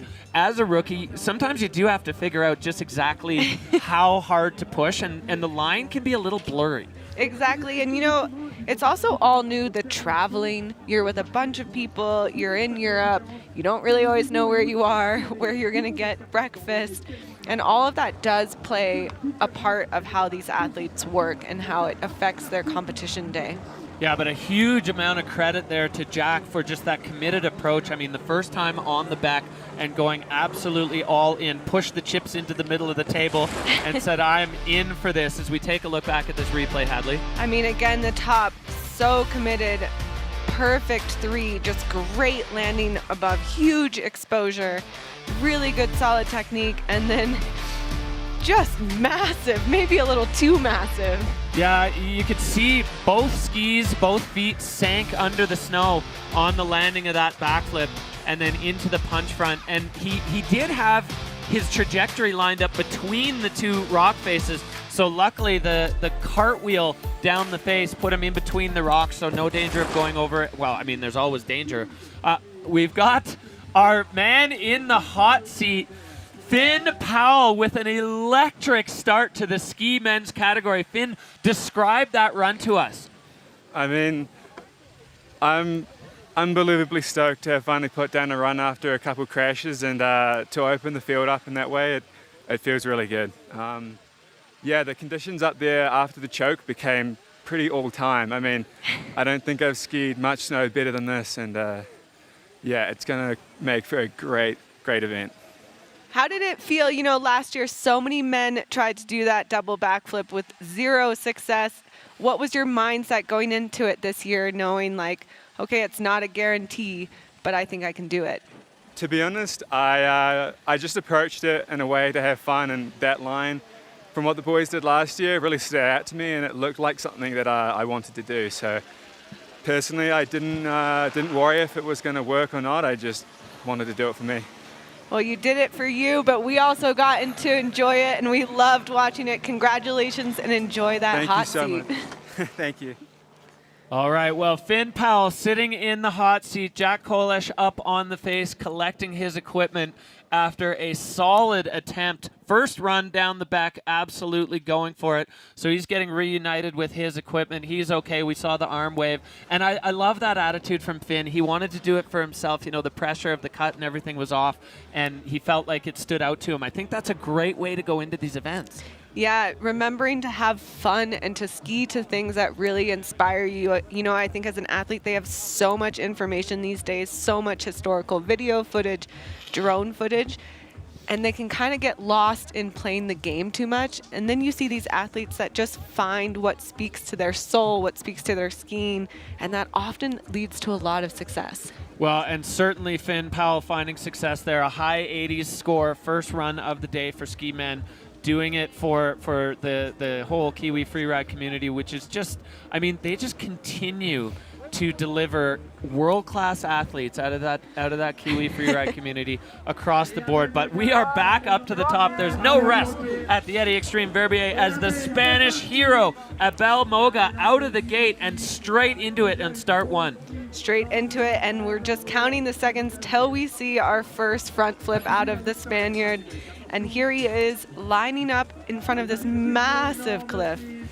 And clearing the entire thing. He's going for the Navarro La Bamba double. He's got it. He's got it. Can he hold on? He does. Abel Moga getting back into control to launch a backflip. Whoa. Edge of your seat stuff from the Spanish superhero. I don't think we saw one turn in there besides his first starting turn of the day. That was a quick run down the back with a lot of airtime. You can see shades of his mentor, Aymar Navarro, in that run. Full fall line approach, and Abel has taken everything he learned from Aymar and he's just applying it. He's added the freestyle piece as well with that backflip. I mean, that run was just, look at the hover air line tracker. He had to dip a little bit out to the skier's left to begin, and then whoa, absolute fall line attack. And it looked like he had to fight for it, Hadley, as we re-look at the replay. Yeah, let's check back. He had to fight for it and also skirt around some rocks there. You see he lands, bounces. That's the gym strength that you needed all summer. And yeah, just bouncing around those rocks and straight. Maybe had a time to take a breath into that backflip. Yeah, straight out of this left foot turn, he gets the direction and then immediately sets the rotation, finding perfect trajectory to land in fresh powder. So with all of that going on, with the world just erupting around him, still able to direct himself into a clean landing. You can see him catching his breath as the score comes in. How will it stack? Well, it goes to an 81-3-3 for Abel Moga, so he moves into second. The precision scalpel-like approach of Finn Powell, unable to be eclipsed by the rodeo ride of Abel Moga, but both so much fun. And almost forget about the scores. This is just so much fun to watch. Back up to the top, we go from strength to strength. Peak performance rider Wei Tian Ho coming out of Whistler, 21 years old. He's a threat to the podium. He's coming off of a win on this face last year, so we know the Whistler Freeride Club alumni knows how to get it done on this face, but coming back up, is it more pressure or more stoked that you've done it before? I think, you know, he's had 2 hard crashes, unlucky crashes this year, and I think he's just ready to put one down, and he knows he can win. One of the most beautiful riders to watch on the tour for sure. All right, well, entering this double, going fall line, absolutely picture perfect skiing so far for Wei Tian Ho, finding this windlet but staying up high on it as he rides down towards the end of this spine. And an enormous backflip, clearing the rocks, back in control, fall line off the nose. Oh, immaculate free ride from Wei Tian Ho. What a double. You can see in his body language he was so pumped, so excited, arms crossing. He should be on high right now. That was a beautiful run. I mean, he's just so nice to watch and so technically precise. You're so sick. Well, those are the moments that we just live for. Love you, bro. The hover air line tracker showing Wei Tian's approach. Let's take a look, Hadley, at this replay. You can just see he's got such a strong skill set in actual skiing and turning, and he puts that into places that where turning is so specific. That double he did required absolute precision out of this huge backflip and then straight onto that downhill ski right into the second air. That takes so much technique to pull off. The precision, I mean, he floats over all of these rocks, and then he's got to get on that left foot immediately to turn it into a double. And the judges, when you do a double, there's added points, line score, technicality, all of those things. Tricking into a double is next level. So the score to beat right now, 88.67. Wei Tian score climbing up. It's a 91.67. The look on his face says it all. Wei Tian Ho has done it again on the back. I think this mountain is made for him. You know, it's the perfect place where you need strong technique and then add in all of his skill set around tricks. It's perfect. The Bec de Ross and Wei Tian back together again. All right, well, here we go. Wei Tian Ho, Finn Powell, Abel Moga. That is your 1, 2, 3. And we are only 4 guys into the field, and we've seen that. And straight back up to the top, another man who has won on the Bec. Wei Tian's childhood best friend, Marcus Goguen, also riding out of Whistler. He's another one who can do it on this face. He's way over there in start 3, so he and Wei Tian opting for different starts here. Marcus really, he was looking at the other side saying, I got to go over there. That's where I need to be. So Marcus Goguen winning on the Bec 2 years ago, overall Freeride World Tour champion last year, and he is out of the gate straight away into the air. Keep your eyes peeled. I'm sure this one will go quick as Marcus enjoying some opening turns straight into a 3 high on the venue. All right, well, the intensity building as Marcus Goguen, he is skiing over an enormous chunk of exposure. As he comes down, there is a piece of terrain below him named after him, the Marcus Goguen double. And he is going back to the well that delivered his win. Look at this. Hadley entering into it slowly off the second one. Oh, perfect landing for Marcus Gogan as he goes back again to what he delivered his win on the back in 2024. I'm speechless. Yeah, you know, it's always interesting talking to the athletes, seeing how they're feeling. He kind of had this curious smile on morning. He felt really comfortable, I think, knowing that he knew where he was going, what he wanted to do. He said, you know, I only have plan A today. A lot of the other athletes had multiple plans, and he said, I just want to visualize one run, and that's it, and that's what I'm going to do. Well, we're going to take a look here at the Hover Air line tracker, absolute fall line. That feature has only been hit once before. Now it's been hit twice, and both times by the same person. Marcus going back to the feature that was named after him as we look, going 360 up high above all that exposure as we see the judging criteria just lit up like a Christmas tree. And then this double, that landing pad is so short. It really is. The speed in which you have to enter into that is so precise because you don't want to go too fast and miss that pad, which is very possible with how small it is. Yeah, if you overshoot it, it's just instant doom.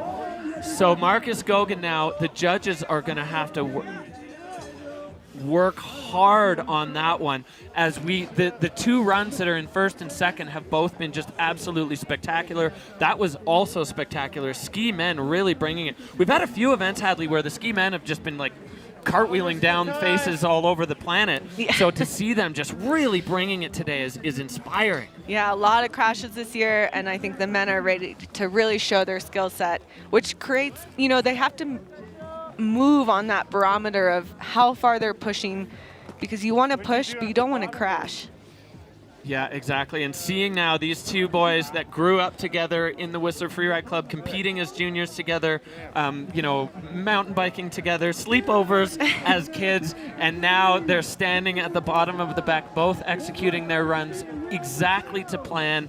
As we wait for the score, you can see the crowd just heaving out here, and that's just one of the areas that people are watching from. It's so much fun to just catch the vibe in Verbier. It really is. Everyone's catching the vibe and the sun, and the judges are going to work. They are checking the different scores, looking at what the former guys just did. Also, with these 3 starts, their job isn't easy.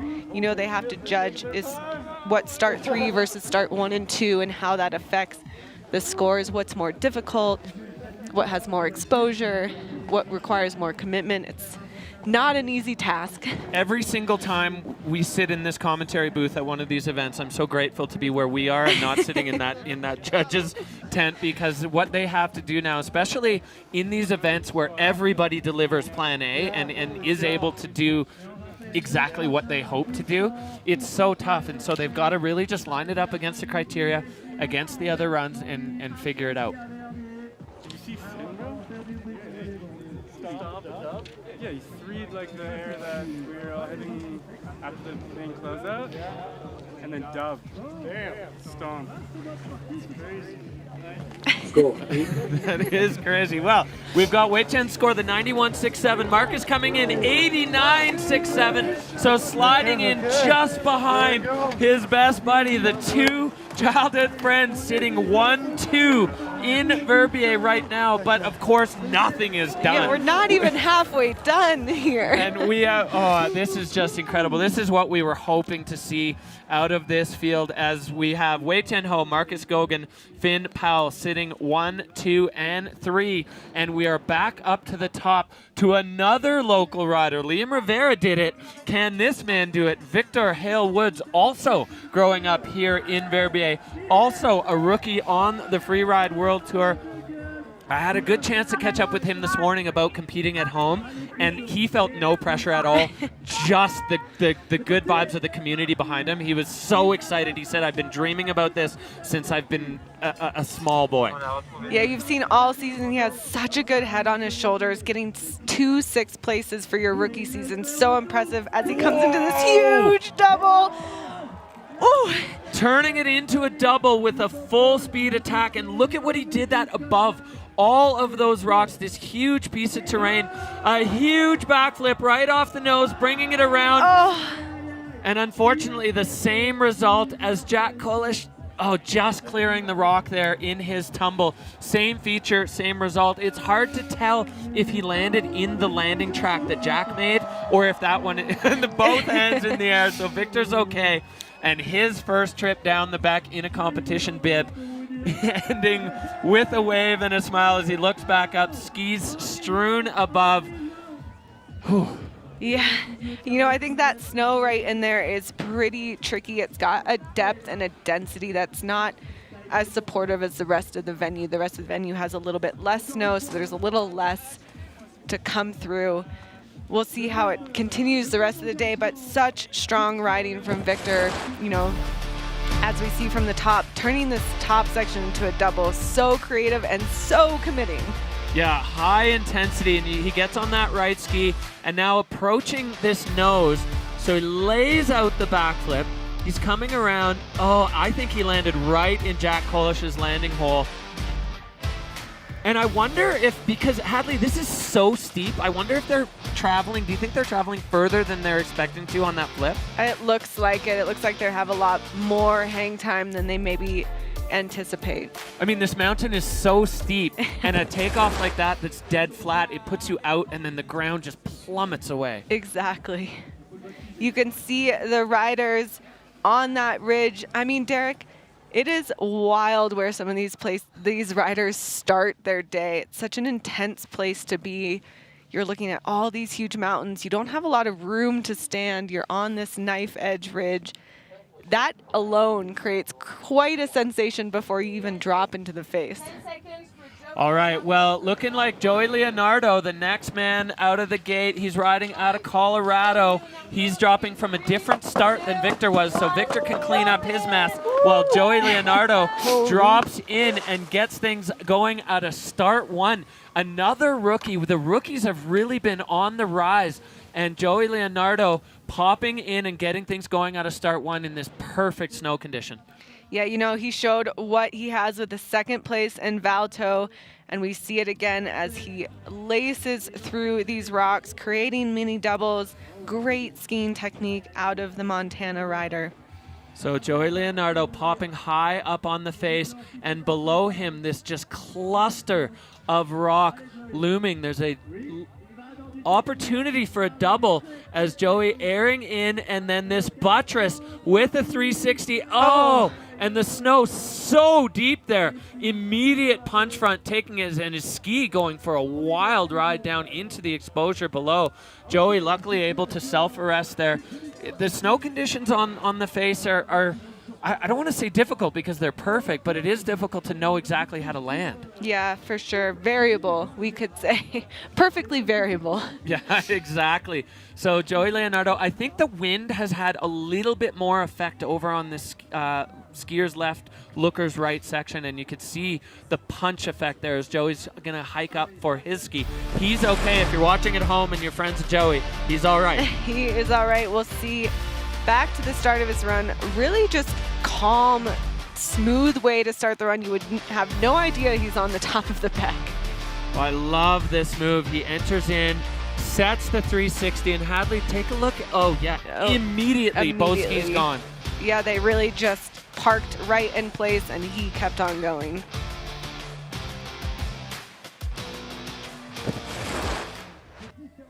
We see he's collected his top ski. His other ski is below him.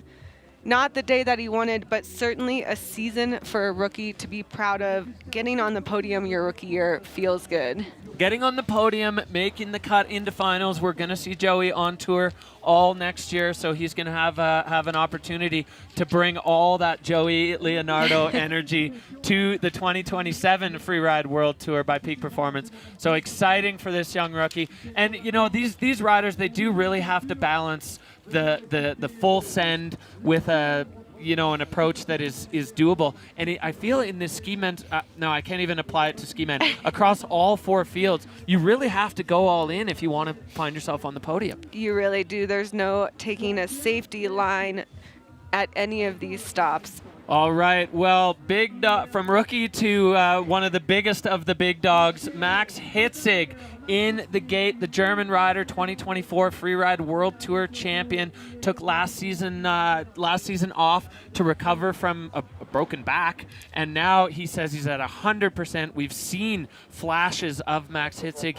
He's got 2 fourth places and then a pretty big crash in the last event, unfortunately, in Alaska, joining the crew of people that were not quite able to put it together. But we've seen him with electric performances on this face, and I feel like this kind of terrain is where Max Hitzig shines. For sure.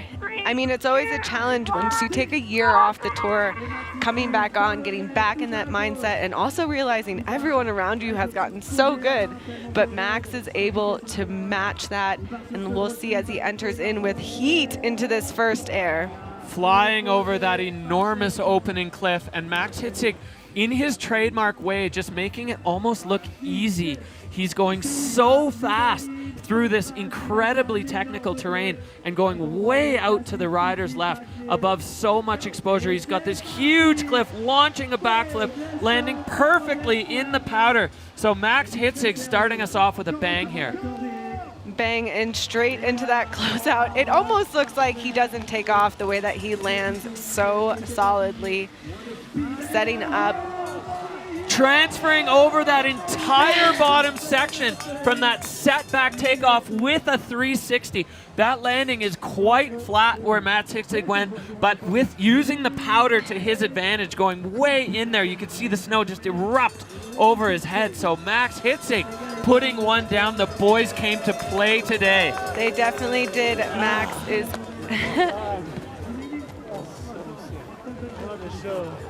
Good shit, same. What a shit, watching from the other side. Could you see them run? Yeah. So the hover air line tracker there, Max.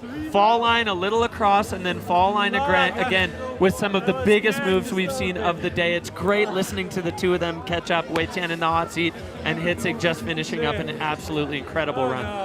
And you know what? Max showed his strength, and hopefully we see it, is he moves with intention. So even if he moves across the fall line, you don't get bored. He's going quickly and powerfully, and that's a really key skill here. You'll see this classic big backflip, great landing as he just gets right back on that downhill ski, turning once again.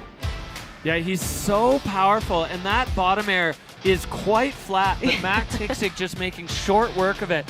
And then this transfer, he's got so much speed, popping over the rocks with huge 360, a little bit of a back touch there. The judges are going to notice that. They're picking the details. But I love the eye to scope that. It's only the slightest bit of rise in the terrain, and Hitzig able to turn that into something electric. Yeah, really turning nothing into something is quite a skill for Max Hitzig. As the score comes in, a 90.33 for Max Hitzig. So he goes into second place just behind Wei-Tian Ho. So the judges absolutely loving the attacking approach of the German rider. So Wei-Tian, Max Hitzig, Marcus Gogan, your top 3 so far, as we still have 5 more men to go. So all still to play for, as another German rider, Timo Rollshoven, riding for peak performance, and looks like he's dropping in at a start. Look at the smile on his face. This man is just taking in the moment and really enjoying where he is. For sure, such a positive attitude. You know, he was only able to do 2 comps this year, missing 1 because of school, and getting 5th place at both, showing that he can just show up and ride. And as we see, starting the comp with a 360 high off the venue and making his way down as the snow is cascading around him.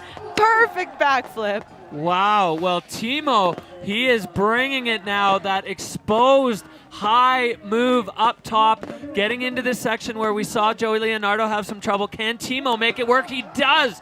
Perfect connection with the transition, and still more to come below from Timo Rollshoven. Look how steep that is, Derek. Holy moly, what a run out of this young German. Spectacular riding from Timo Rollshoven, going over, and I have to wonder, I gotta ask you, on a feature that another rider had a big crash on, does it does it inspire the judges? Does it inspire the scorers when somebody is able to make it work? Absolutely. You know, I think that comparison is key, seeing someone do what someone else couldn't do before. What the fuck you bro? That was so clean. That was nasty. Clean indeed. I really think there wasn't, as Derek likes to say, a snowflake out of place for Timo's run. Great fall line skiing, a lot of fun tricks, and perfect precision. And a lot of features there stacked up for Timo Roelschoven, as he had the freestyle, he had the pure free ride, all of the pieces in place for Timo. And a lot of features with a lot of exposure. Every one of these airs needed to go perfectly, and he did it. He landed, would get on that bottom ski, make a nice turn, and just go for the next hit. So Timo landing that air on with the 360 and coming down, and the precision required on that one. That was a big drop, as you could see the drone follow. Now we get the front hand view, and there's a nice ramp there for him to land on. That was really good scoping from the athlete, for sure. Score. All right, well, the score to beat, 91.67. Timo's score going way up at 93. Timo Roelschoven taking over the hot seat with that incredible chip down the back. He can't believe it. Unbelievable. A big hug from the two peak performance athletes, as they have both just laid down perfect runs. The next generation really rising up here, as Timo Roelschoven has drawn his paintbrush down the canvas on the back and taking over the hot seat. We have to mention, Timo made the cut with one event. He wasn't able to show up in Spain because he had an engineering exam.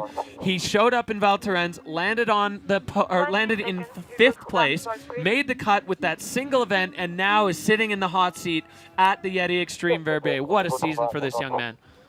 And we are right back up, coming off of a 2nd place in Alaska. Hugo Troubaud, he is hungry and motivated. Yeah, a rookie season, but he has been riding like a veteran. His run in Alaska, absolutely inspiring.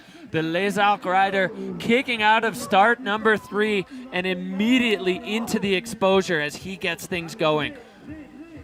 Coming in 4th overall, sitting in 4th with a massive high-speed double, starting off with full heat, again, making his way with intention and speed across the back. Yeah, full speed approach for Hugo Troubaud, getting way, way out to the rider's left into a bit of an untapped zone here, and we're going to see him point at fall line at some point, floating a 360, just managing to hold on. He had to really get his core engaged, and Hugo Troubaud, another perfect landing, so he is stacking up the line score as well. Stacking up huge super G turns as he makes his way down to the finish line. Hands raised, he is content and happy. Oh, well, these riders just pushing the limits, as we saw him taking a very similar approach to that of Max Hitzeg. So Hugo Troubaud with just a standout rookie season, the highest ranked ski man rookie in the entire field, and incredible run from the French rider as well. Ski man really delivering today.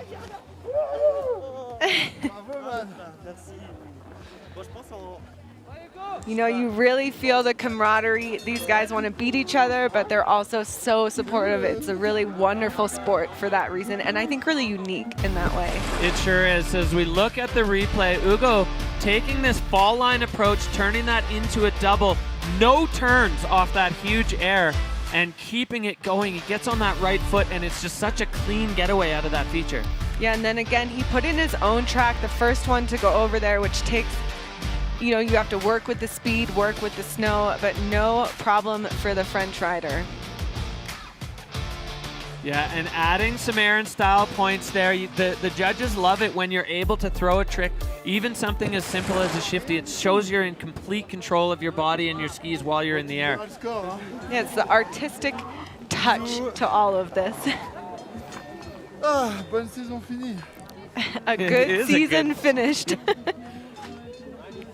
A great way to finish for Hugo. So the judge is really getting to work. And these are the comps that just live in our memory banks, where the whole field is delivering right to their full potential. You know, we've seen a couple riders step a little bit over the line, but many riders finding that balance between not enough and too much, and going full throttle, full attack on the back, and the snow conditions really playing to the rider's strengths today. Tody, I think the Beck is so extreme, it's so steep, it's so difficult. It requires so much respect that I think the riders, as a result, their skiing is great because they give the same respect back. Yeah, they have to bring their full A game in technique, in line selection, in all of the pieces. And then when it's time to go, you can just kind of turn your brain off and let your body take over and just deliver. And with the snow conditions being just perfection today, we're getting treated to a spectacular show.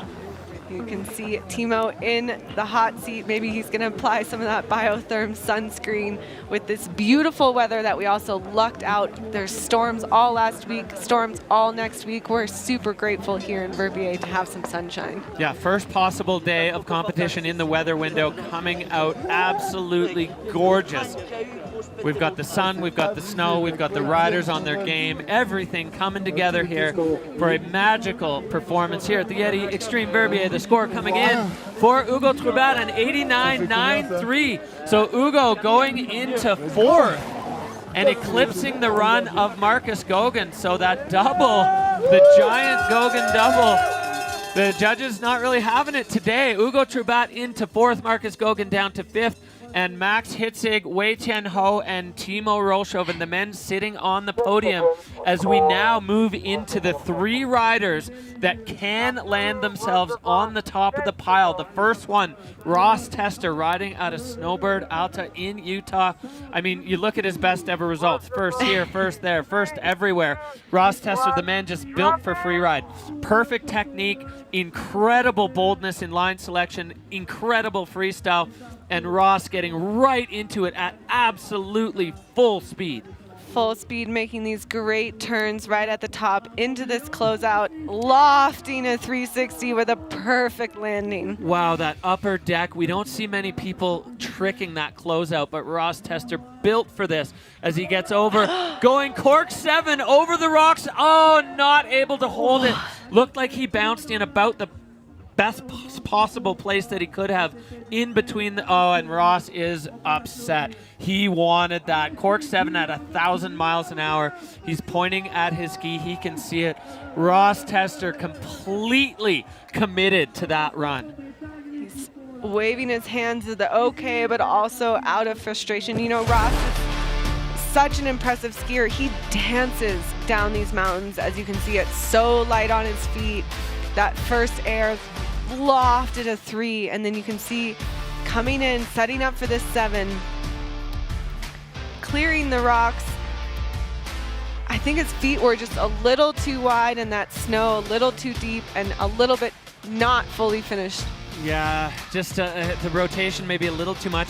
It's so hard for these riders to know when you're setting a trick with that many rotations, how hard to set it. He's going so fast, and we have to give them so much credit because keep in mind, they've never hit these features. Yeah. They've never even stood on the lip of them. So to set a cork 7 off something like that, it's so bold.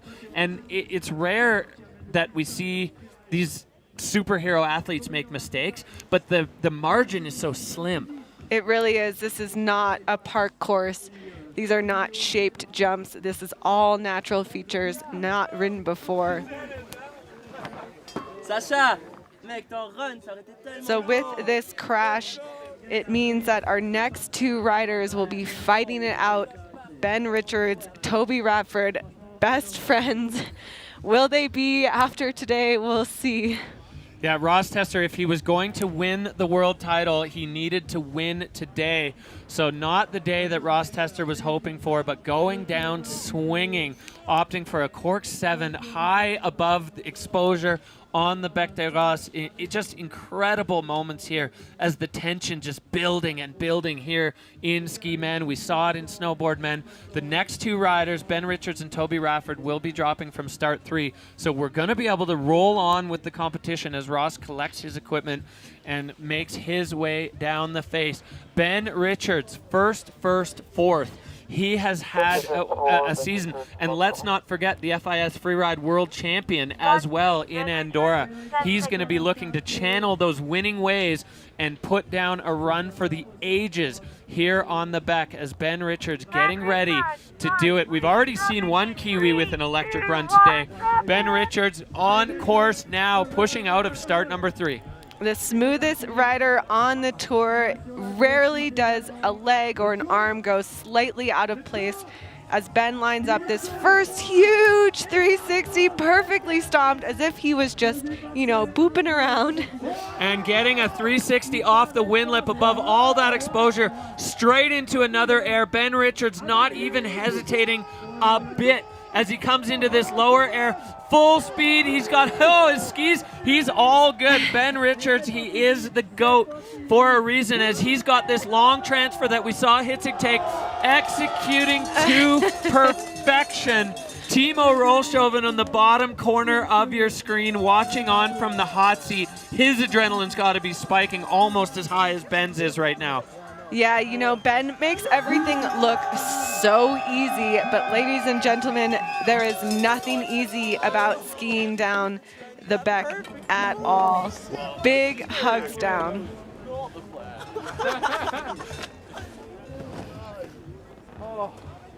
A great run from the Kiwi. Beautiful. We see with this hover airline tracker, he moved with intention, with purpose, down the venue, going back up. Let's check out the replay, starting off, which is the massive 3 above exposure. And so simple for Ben.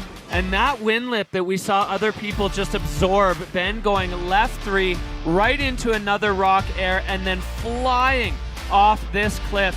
Maximum velocity. Look at the judges' bars, just maxed absolutely out to their limit, taking this one. And we saw Max Hitzig with a pretty big bobble on this feature. No issue for Ben Richards as he is back to his, I mean, the just perfection of that run. It cannot be overstated. So the score already dropping, the judges having their say.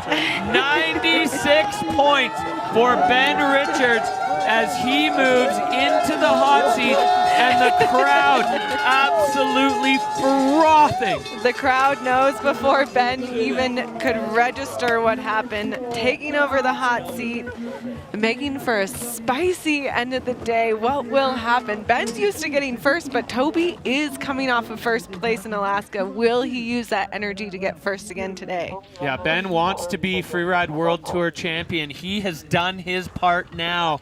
We've got Wei Tianho in third, Timo Rollshoven in second, Ben Richards sitting on top. The man coming into this event in the lead is in the start gate now at start number 3. It is Toby Rafford coming off that win in Alaska. He has delivered some of the most memorable moments on the Freeride World Tour in 2026, and he is ready to go in the start. Sun Valley, Idaho's own Toby Rafford. Toby got third on the Beck last year. He knows how to podium on this mountain. The pressure is on, and I think he's got to be feeling it. So Toby's mic'd up. You can hear the sounds his skis making on the snow. If he talks to himself, we're going to hear it as he enters his run. Immediately 360 off that upper feature, landing clean, and now full speed. Oh, you can hear the little giggles there. I love this mic'd up feature that we've got on the riders. Toby making his way down the enormity of this double below him that we saw Marcus go. 1, 2. And landing perfectly, Toby, just with that little hint of a giggle, coming down now into the apron. And we saw with the scores from Marcus that the judges were not as enthusiastic about that double as they have been in the past. So we'll see how that's going to score, especially given how packed with features Ben Richards' run was. It really was, but I mean, can we take a moment? How many people go to work and giggle all day?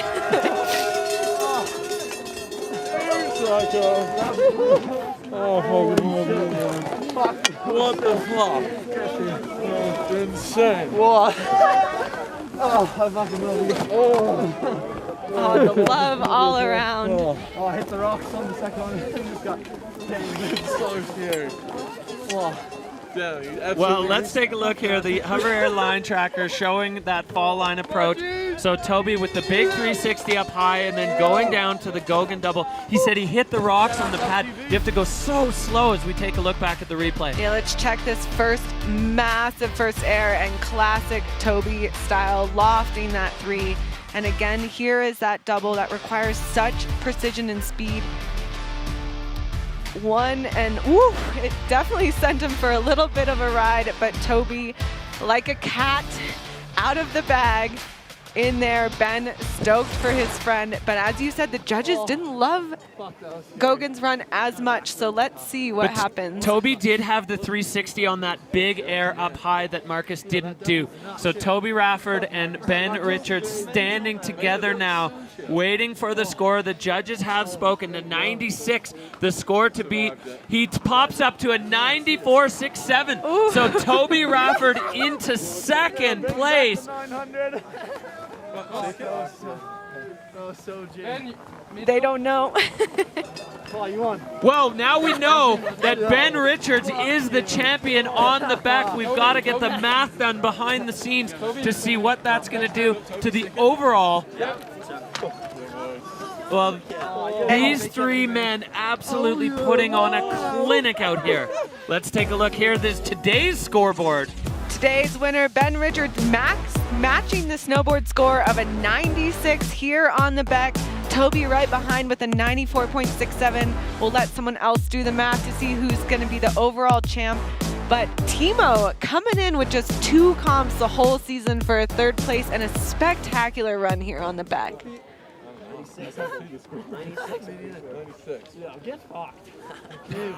Well, listening to the chat there, Timo Rolshoven with bronze, Toby Rafford with the silver, and Ben Richards back to his winning ways here on the Bec des Roses, the YETI Xtreme Verbier ski men delivering fireworks as we look here at the backdrop, and we're just anxiously waiting to see the overall Ben Richards taking the Freeride World Tour title as the Freeride World Tour champion. Toby Rafford by 750 points, incredibly close in the overall there. And Ross Tester sealing 3rd place. These boys are incredible. What a show. We love it when it comes down to the Verbier to determine the results. Well, we are going to go down to the finish where we have the YETI Xtreme Verbier champion and our overall Freeride World Tour champion, Ben Richards. Describe how you're feeling right now.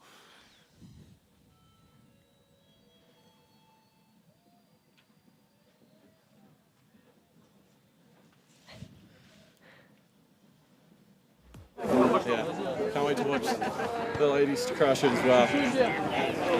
All right, well, huge congratulations. Your 2026 Freeride World Tour champion, Ben Richards, winning on the back and getting it done. Massive congrats to Ben, as we have just witnessed one of the most exciting events that we have seen on the back. Still 2 categories to go. Keep your seatbelt buckled.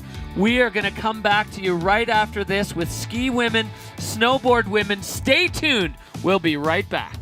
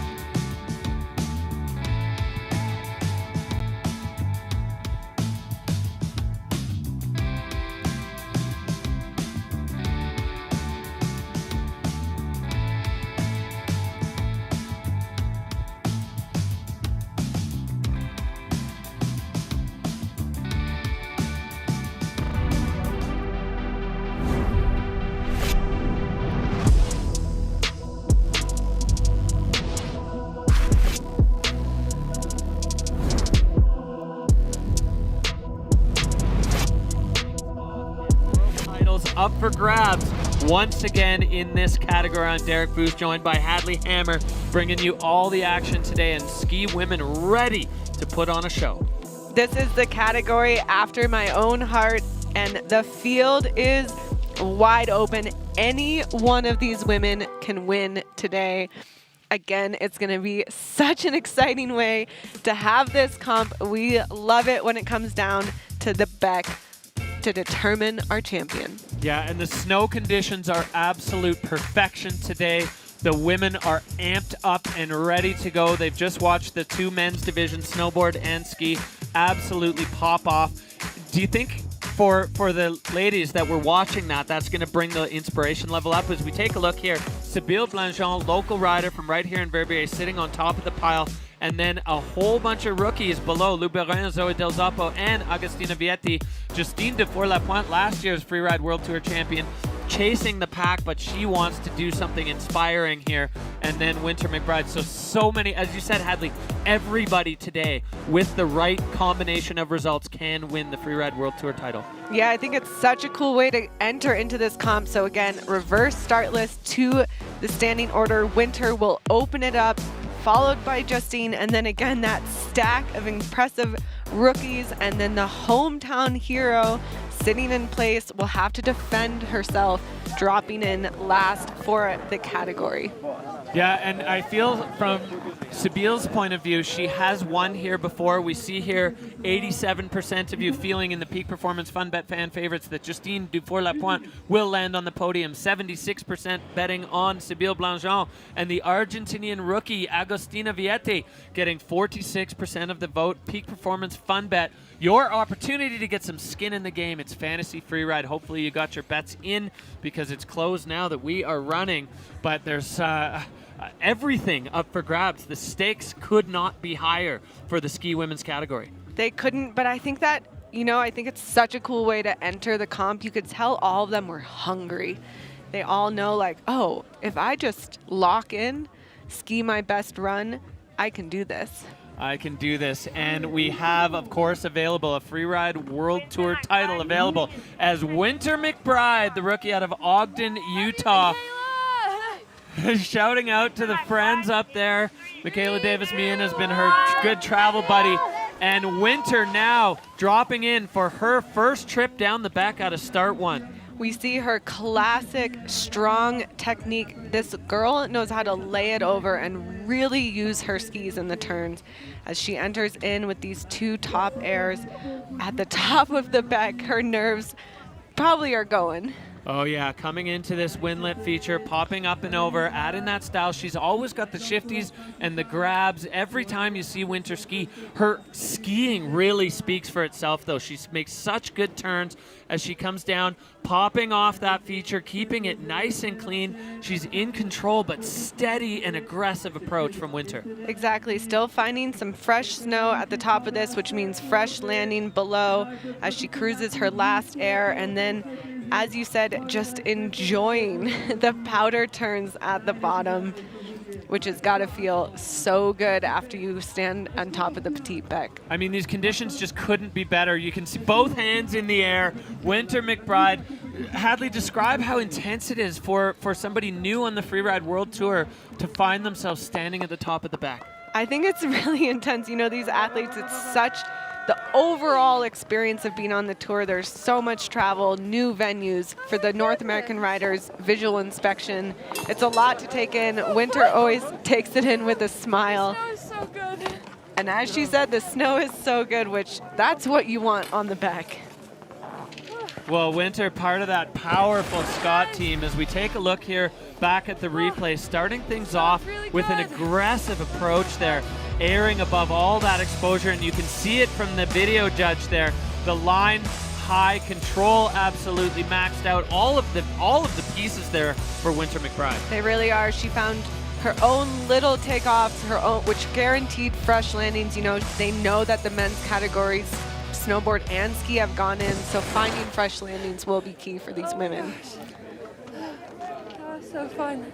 I love that. Skiing for fun. So the score going up to a 76-point run for Winter McBride. The judges giving themselves a bit of space depending on what's to come, but a really, really strong effort there for Winter, opening up the ski women's field with a clean run, coming off a big crash after 90% of a fantastic run in Alaska. That's got to feel great for her to put that one down. Absolutely. I love this trend of the rookies opening up the categories on the Bec de Ross. We really don't let them take any bit of chill. No chill at all. And speaking of no chill, the next rider in the gate, Justine Dufour-Lapointe. She is our reigning Freeride World Tour champion, riding for peak performance, ready to go. She said she wants to do something that she will remember when she's an old lady. That was her goal for the day. So Justine Dufour-Lapointe getting right into it off the top, into the air, and starting things off very strong for Justine. Very strong, moving with full intention, great air, keeping that ski in the fall line. She's improved so much over the years and really just pushing her limit every year. Yeah, she's constantly learning. She's such a student of the sport, coming into freeride after that incredible Olympic mogul career and coming into a huge feature there, launching off, landing perfectly. Justine Dufour-Lapointe keeping things moving through this absolutely beautiful flank on the Petit Bec, and another big feature looming below her as Justine finding her entrance, a massive feature in the powder, and she lands it perfectly, hand in the air for Justine. That took all the strength she's been building all season. A pretty flat landing, and there's a chance she doesn't both her poles are gone. Yeah, they definitely are. She left it all out there. She wanted to do something that she was proud of, and she certainly should be proud of that one. That was ginormous. Ginormous indeed.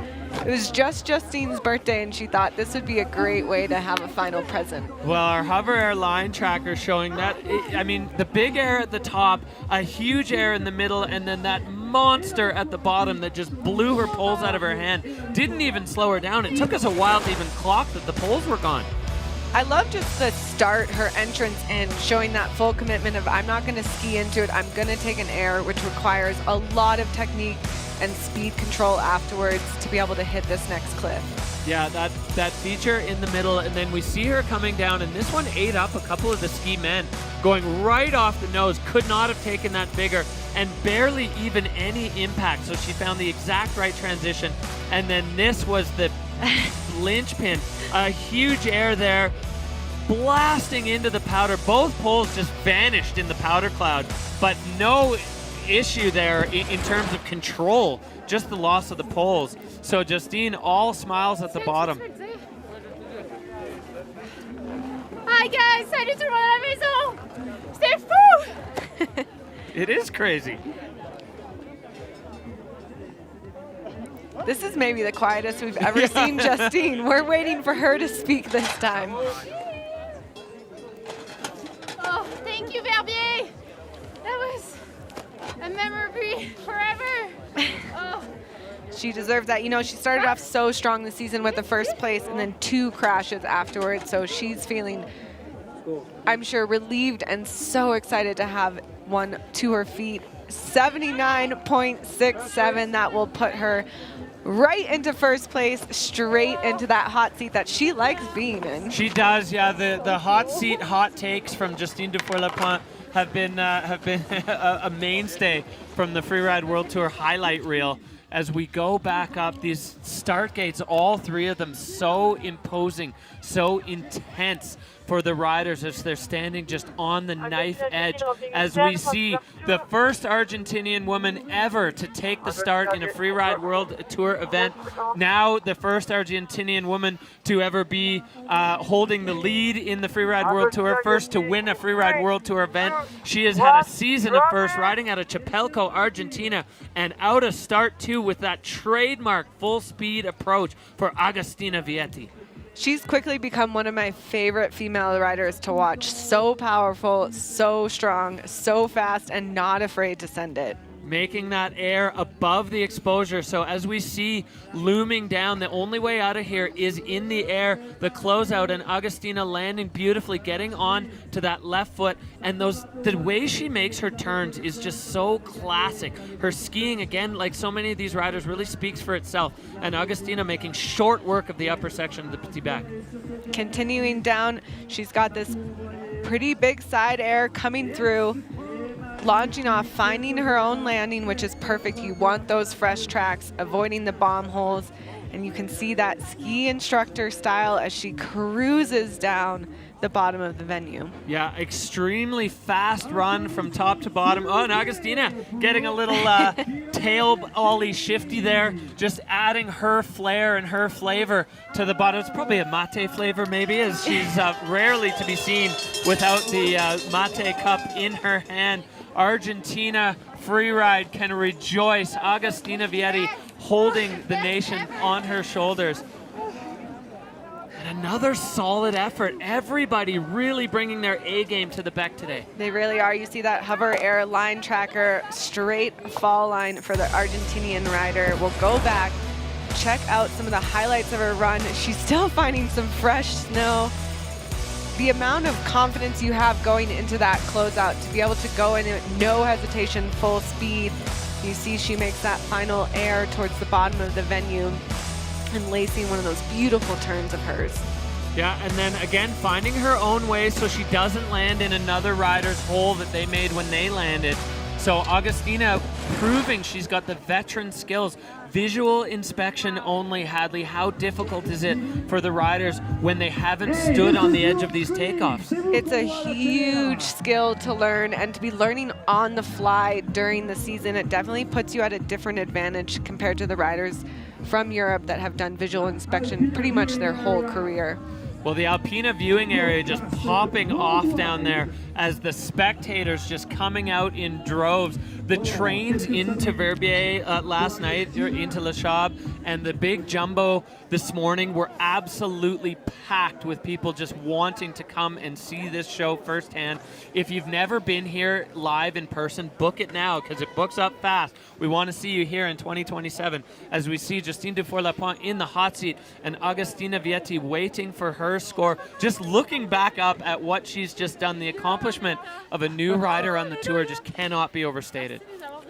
Totally. You have the winner for multiple podiums against the new rookie who has also landed on the podium herself, showing that she can be there. She's totally qualified to stand in greatness. Well, the spectators have been treated to an absolutely spectacular show here in Verbier today. The aerial view of that Alpina viewing area and the ridges in front of us also just packed with people everywhere you look. We've got fondue pots out here on the slopes. The locals just coming out in droves to take in the show. The snow is perfect. The weather is perfect. It's a little chilly, minus 15, but it's keeping the snow great. You just put on your Peak Performance puffy jacket and you are golden for spectating today. Well, Agustina just staying chill and quiet as we see her score popping in, and it goes to 77.5, so slotting in just behind Justine and into second with 3 riders to go halfway through Ski Women. And a big hug for the two of these ladies as they're so supportive of each other, but of course all hungry to win, and a win here in Verbier is a next level win. It really cements you into the Hall of Fame. It does. You get a special place among free riders that is well deserved after surviving the Bec. All right, well, back to the action as we have another new rider on the tour. It is Zoe Del Zappo riding out of La Clusaz. She is French. She is new on the tour. She's a former Freeride junior world champion, and she would love nothing more than to back up that junior title with a Freeride World Tour title. She's gotten a second and a third place this year. She is hungry for that top spot.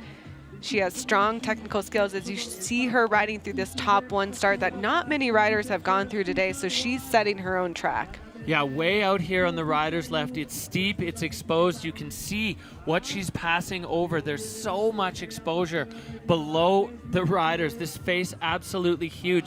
And Zoe popping in air there. You can see the winds put a little bit of a skin on the top. Going double, clipping the rocks, but coming out of it clean. Zoe Del Zoppo with a really aggressive approach up here on the upper section of the Petit Bec. Coming in with speed, will she hit what Justine did or enjoy the powder next to it?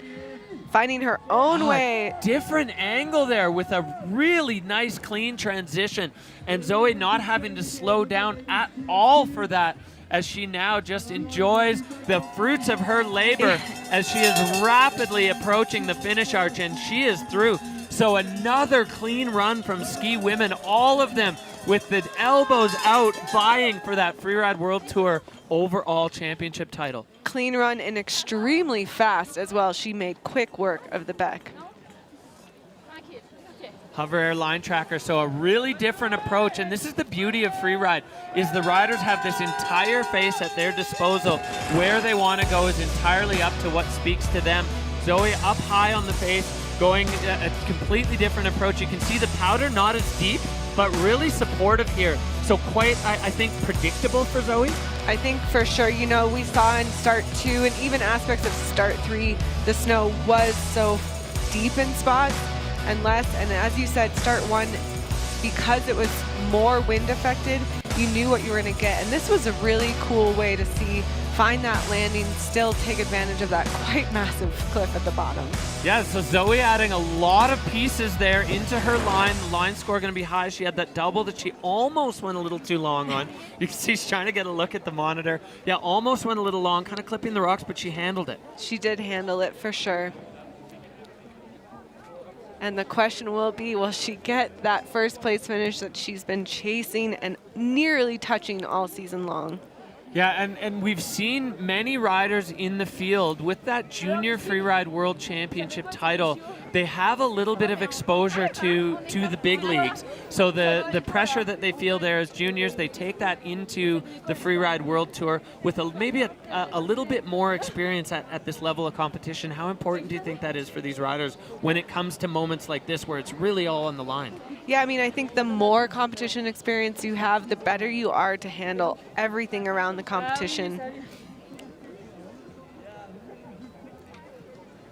And it sounds like the judges are comparing for this top place, and it will be tricky, you know, 2 different starts, 2 different styles, big airs versus multiple airs. Yeah, it's a tricky day for the judges as we're seeing all of the riders put down their A game on this venue. So comparing, yeah, the amplitude that we saw from Justine with those 2 enormous airs to Zoe, where she certainly had more features, and that big double that she managed to make work with, you know, you couldn't even call it an error because she managed to get to make it work. Yeah, I mean, I guess the question is, Derek, would you rather compete on the Beck or judge the Beck? Ooh, that's a tough one. I mean, I think for my physical safety, I'd probably rather judge. As the score comes in and sliding just behind the score of Justine Dufour-Lapointe. So Zoe Del Zoppo in that revolving door of second right now, moving in. So she has a podium spot right now, but nothing is guaranteed as we still have 2 heavy hitters up top. Here's where we sit right now. Justine Dufour-Lapointe on top, Zoe Del Zoppo and Agustina Vietti, an international crew sitting in the top 3 in the ski women's category here at the YETI Xtreme Verbier. The excitement just building and building. As we are running in reverse order, it only gets more intense as we go back up to the woman who sits in second overall. It is Lou Belin. She's new to the tour this year, not new to high-level competition. She's an Olympian. She knows how the pressure feels, riding another one out of Val Thorens. They're just producing world-class riders. And Lou Belin now kicking out of start 1 and getting things underway. Hopefully she was able to take the skill and the standing of her brother, use that motivation and saying, you know what, I'm on my rookie season 2 and I can get on this podium, as we see her throwing a 360, using that wind lip to her advantage. making the traverse far more interesting than if you just ski it. Yeah, and she took the top feature as a double where we saw both Augustina and Winter go as a single, and another 360 off of the cliff.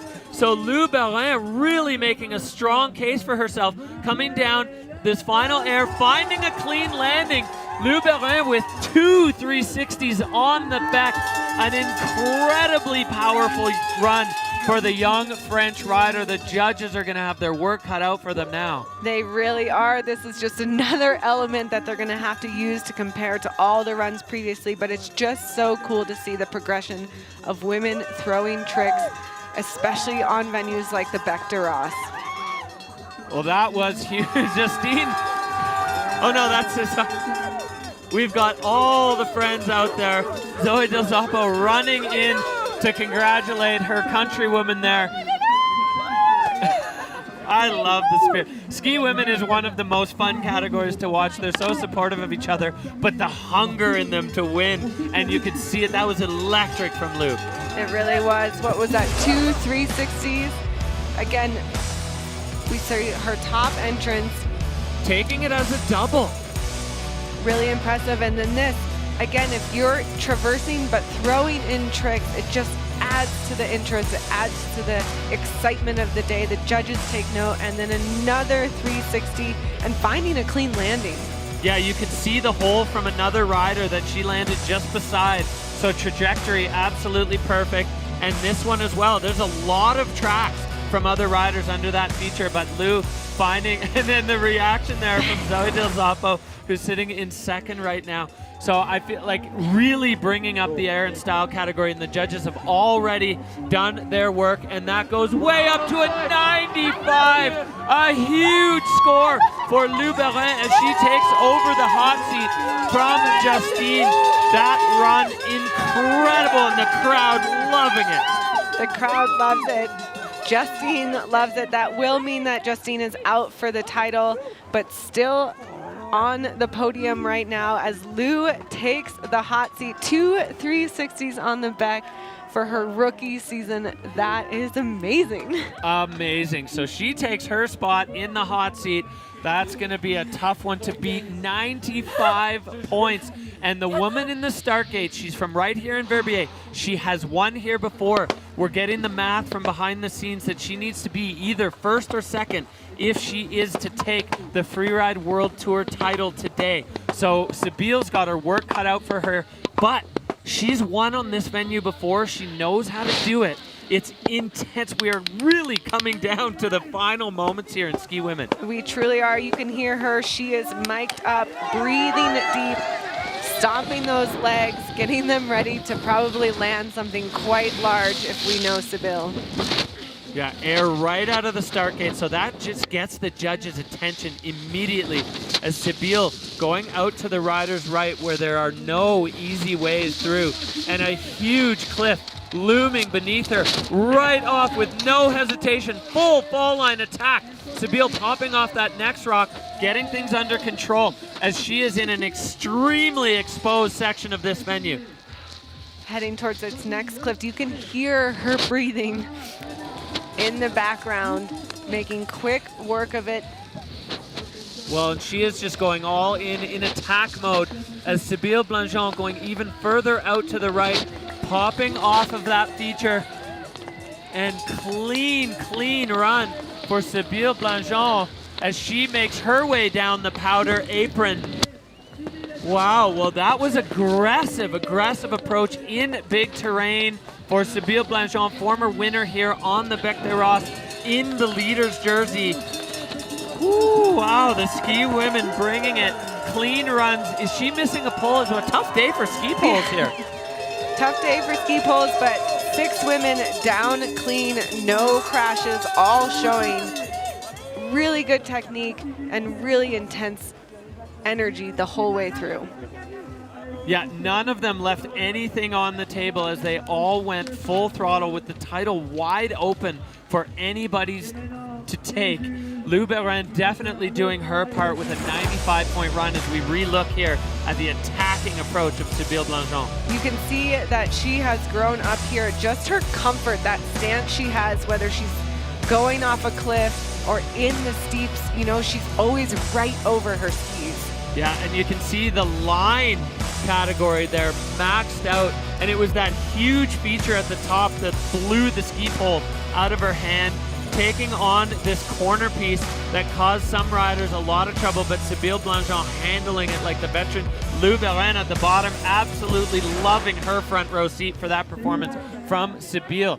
So incredible performance from the ski women as all of them going top to bottom clean. The score coming in, going up, it's a 78.97. So she goes into third. She's going to be on the podium, but not the top step, as Lou Baron is going to be the ski women's winner of the YETI Xtreme Verbier. Look at her as she starts to realize what this means for her. And we'll see, the people are crunching the math in the background. We don't know who our FWT champ is going to be yet.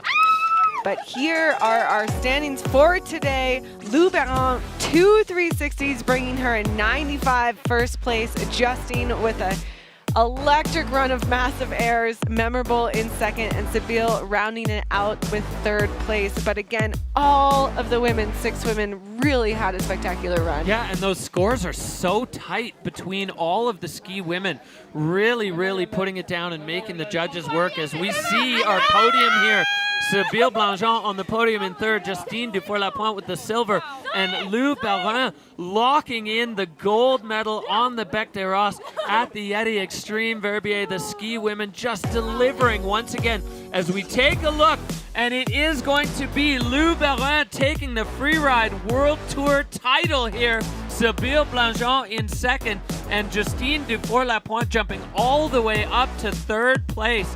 Incredible moments from ski women. I love when it's that tight, you know, just 400 points between the title. It really shows that all these women are going for it. Well, and the celebration just going off down there as the ski women, they are congratulating each other. You got Cesar in there, Lou Baron's little brother, as the two of them have made their way this year onto the Freeride World Tour, and safe to say made a humongous impact. As we are going to go down to the ski women's winner and Freeride World Tour champion, Lou Baron. Describe what you're feeling right now. It's incredible. Thank you so much for your tour to make this happen. I'm so happy, and I'm so happy to be with my family just here. Thank you! Amazing, Lou. Talk us through the commitment required to do both of those 360s. You know, it's such an inspiration for all of us women to watch you trick on a venue like the Bec des Rosses. What was going through your head? I'm really happy because I imagined this line and another one, but I choose last second this one, and I'm happy to do what I have to do. So thank you so much to watch the live, and I'm so happy. Well, congratulations, and thank you for putting on quite the show for all of us. Enjoy all of this success and the rest of the sunny afternoon. Thank you so much. Huge congratulations there. Lou Baron, your Freeride World Tour champion. Ski women lighting up the Bec des Rosses with an incredible performance. Stay tuned. We are coming right back with the final category, Snowboard Women.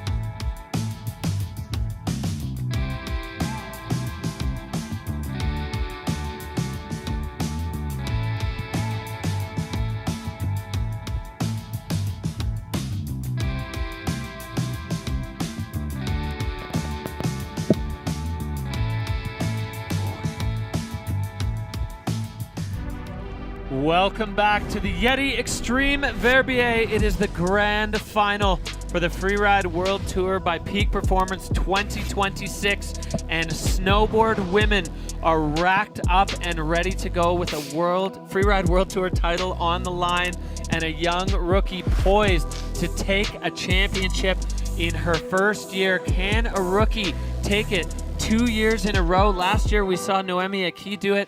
Now Mia Jones sitting in the driver's seat. My name is Derek Foos, joined by Hadley Hammer, bringing you all the action today. Snowboard women ready to go up here on the back, Hadley. They are ready to go. The sun is still shining. We have been blessed with perfect weather on this final comp day.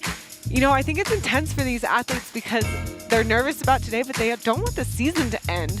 But maybe they're ready for the break. All the emotions running. You can see the crowds stacked everywhere you look. Every ridge, every flat spot is full of people.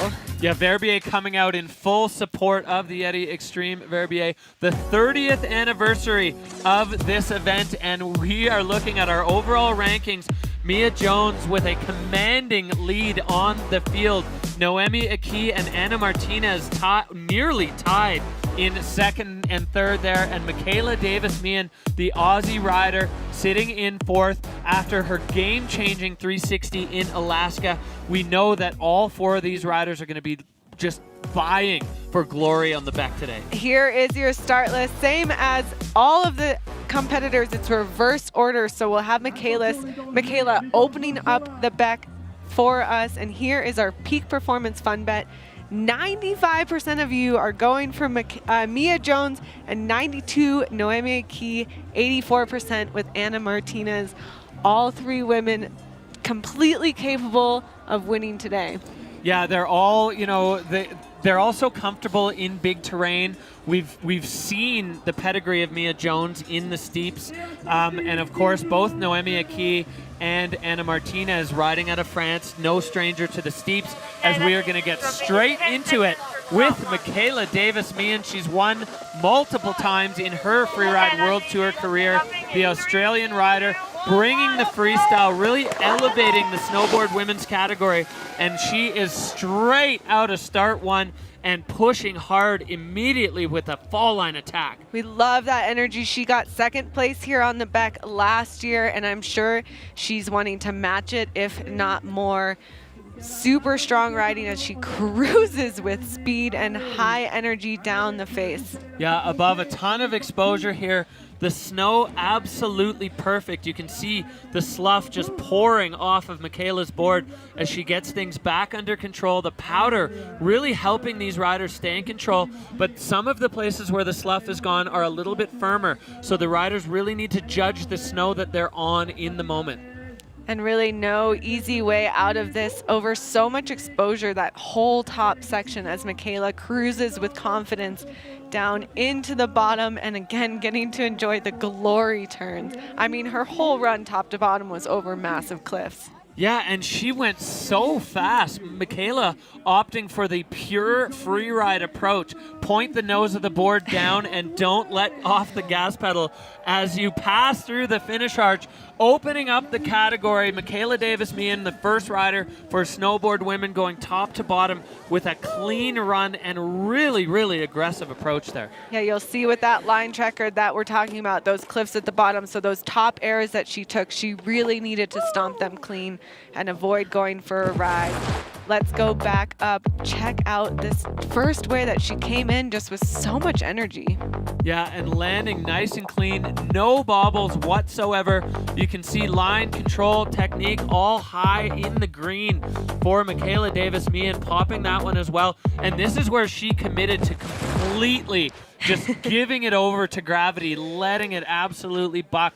As Michaela Davis-Meehan, now the judges are going to compare that run versus all of the judging categories, and she comes in with a 78-point run to open up snowboard women. A very strong campaign down the back for Michaela Davis-Meehan. Well, back up we go. We do not take breaks at the YETI Xtreme Verbier. We want to make sure all these riders get a chance before we got some looming clouds coming in the forecast later this afternoon. But the next rider, Chamonix' Anna Martinez, the first goofy-footed rider, 3 second places, 3 silver medals this season, putting her into 3rd place overall. Anna Martinez, 3 seasons on the tour, and she is pushing out. She's so comfortable in the steeps. She really is. You know, Chamonix riding is all about steep terrain. There's not that much free ride, but there is steep if you want it, and you can see Anna is so comfortable as she lines up this top cliff. Perfect control right over the board. Yeah, really bulking up the line score straight out of the start gate with 2 features immediately as Anna Martinez getting out to the rider's right side of this face where there are many more features just stacked up below her as she makes her way down through this absolutely gorgeous snow, landing with precision between those rocks. Yeah, it takes a lot of good inspection to be able to do that, to know exactly where you're going to be when you're on the face. A little bit of a pause there, but she was lining up something serious there as Anna Martinez now down into the lower section and just laying out these glorious soul turns in the powder field. There's, you know, it's the nice thing about the finals on the Beck, and especially with 3 starts, there's so few tracks on the apron that everybody can ride POW down to the finish corral. That feels like a good reward for skiing something as dangerous as the Beck. So Anna Martinez with a really strong line, stacking up the features there and putting down a strong campaign for glory on the Bec de Ros. Michaela Davis-Meehan sitting on the hot seat. Anna Martinez now sharing a hug with her competitor as we take a look at this Hover Air line track, a really direct approach. Really direct, putting in some airs at the top that show her confidence above exposure. As we go back to look at Anna's run, this first cliff was really nice.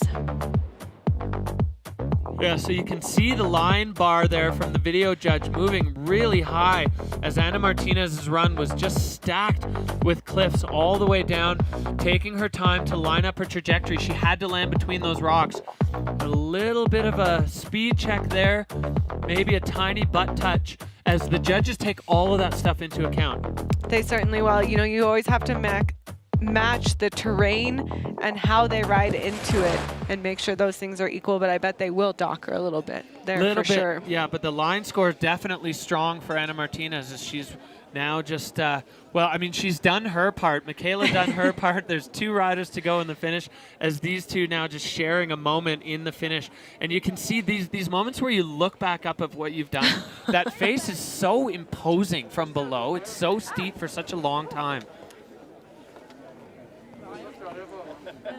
All right, here we go. The score coming in. The score to beat 78. Anna Martinez coming in at a 79.67. So that line score holding up for the Chamonix rider as she is going to take on the hot seat from Michaela Davis-Meehan. A little bit of a trade-off. High five on the way out. Yeah, the queen of second is getting her taste the flavor of first, and the question is, will she be able to hold it from Noemi Aki and Mia Jones that are coming right up? Yeah, 2 serious powerhouse riders still left to go as we go back up, and you look at what these riders are dealing with from the start, getting that rider's eye view down the imposing bulk of the Bec de Ros as Noemi Aki now into the start gate, riding out of Val Thorens in France. She is the reigning Freeride World Tour champion. Her 2nd season only. She's already got a title under her belt, and she would love to take that on and do it again here as Noemi pushing out of the start gate to start her campaign for glory. She won here last year. She knows she can do it again. Again, taking that entrance with the bonus cliff into it so much harder, so much more committing than just riding in. As we see already hitting her 2nd air, she is moving with intention and speed all the way down this face. Yeah, high intensity start for Noemi Aki. She knows if she wants to take over the lead of the overall from Mia Jones, she's going to have to put down something spectacular. A 360 over the wind lip, so really adding to the air and style. Noemi is really coming out swinging here on the back. She really is. I love her riding. She's so powerful and also so creative.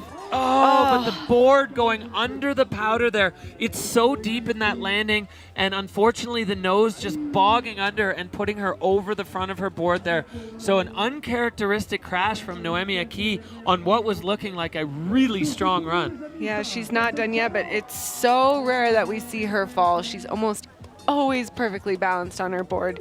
But as we said, and we've seen with some of the men before, that middle section of the venue had trickier snow, harder to read, harder to navigate, and kind of ate some people up. It's really deep there. There's spots where the wind has pushed the snow off, and there's other spots where the wind has pushed the snow into, and that was one of those deposits there.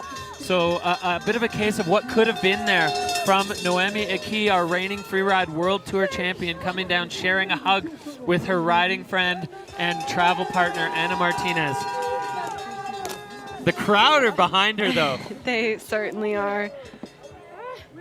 We see with the tracker a pretty direct line, and again, such a cool entrance right in saying, I am here and I am here to go hard, as Noemi enters into the comp with an air, and this beautiful second air, full control, and able to really maximize both speed and technique. Yeah, using that heel side edge to get control, and then the backside three over the wind lip, so adding air and style. And here's where things went wrong. The board just bogging in that deep powder. It's hard when the rest of the run hasn't been as deep and then your landing is. How do you set up for that? It's really challenging. It's something you would have to predict before, and you could see her in that deep squat. She was fighting it, but that snow was not giving at all. So a 52-point run for Noemi Aki. Ana Martinez holds on to the hot seat, which means we only have one rider left. Mia Jones needs to finish in the top 3 to take the Freeride World Tour title here. And a little fun fact here, we may see more of this develop.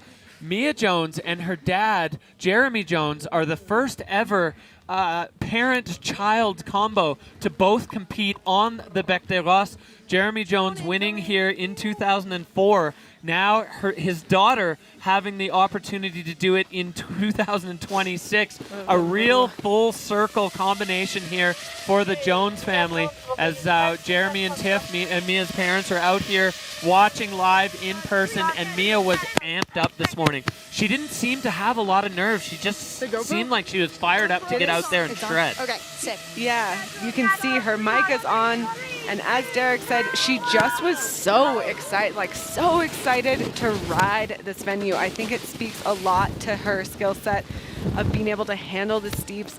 And you see as she goes with full force, like there's a jet engine coming off the back of her snowboard straight into this first air. The only rider in the snowboard women's category to go out of start 3.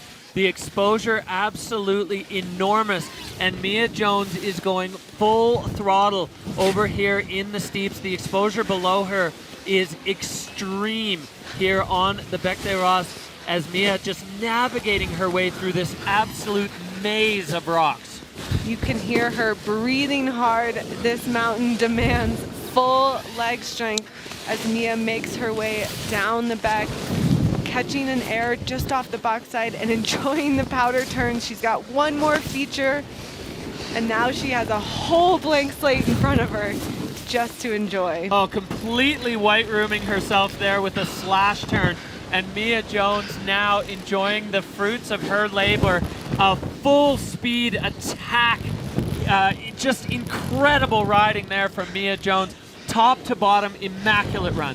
I mean, we've seen so much out of this rookie in her first year. Every run is so good. Her run in Alaska is burned into my brain at the moment. Just such a strong, impressive rider, and attending Dartmouth on the side.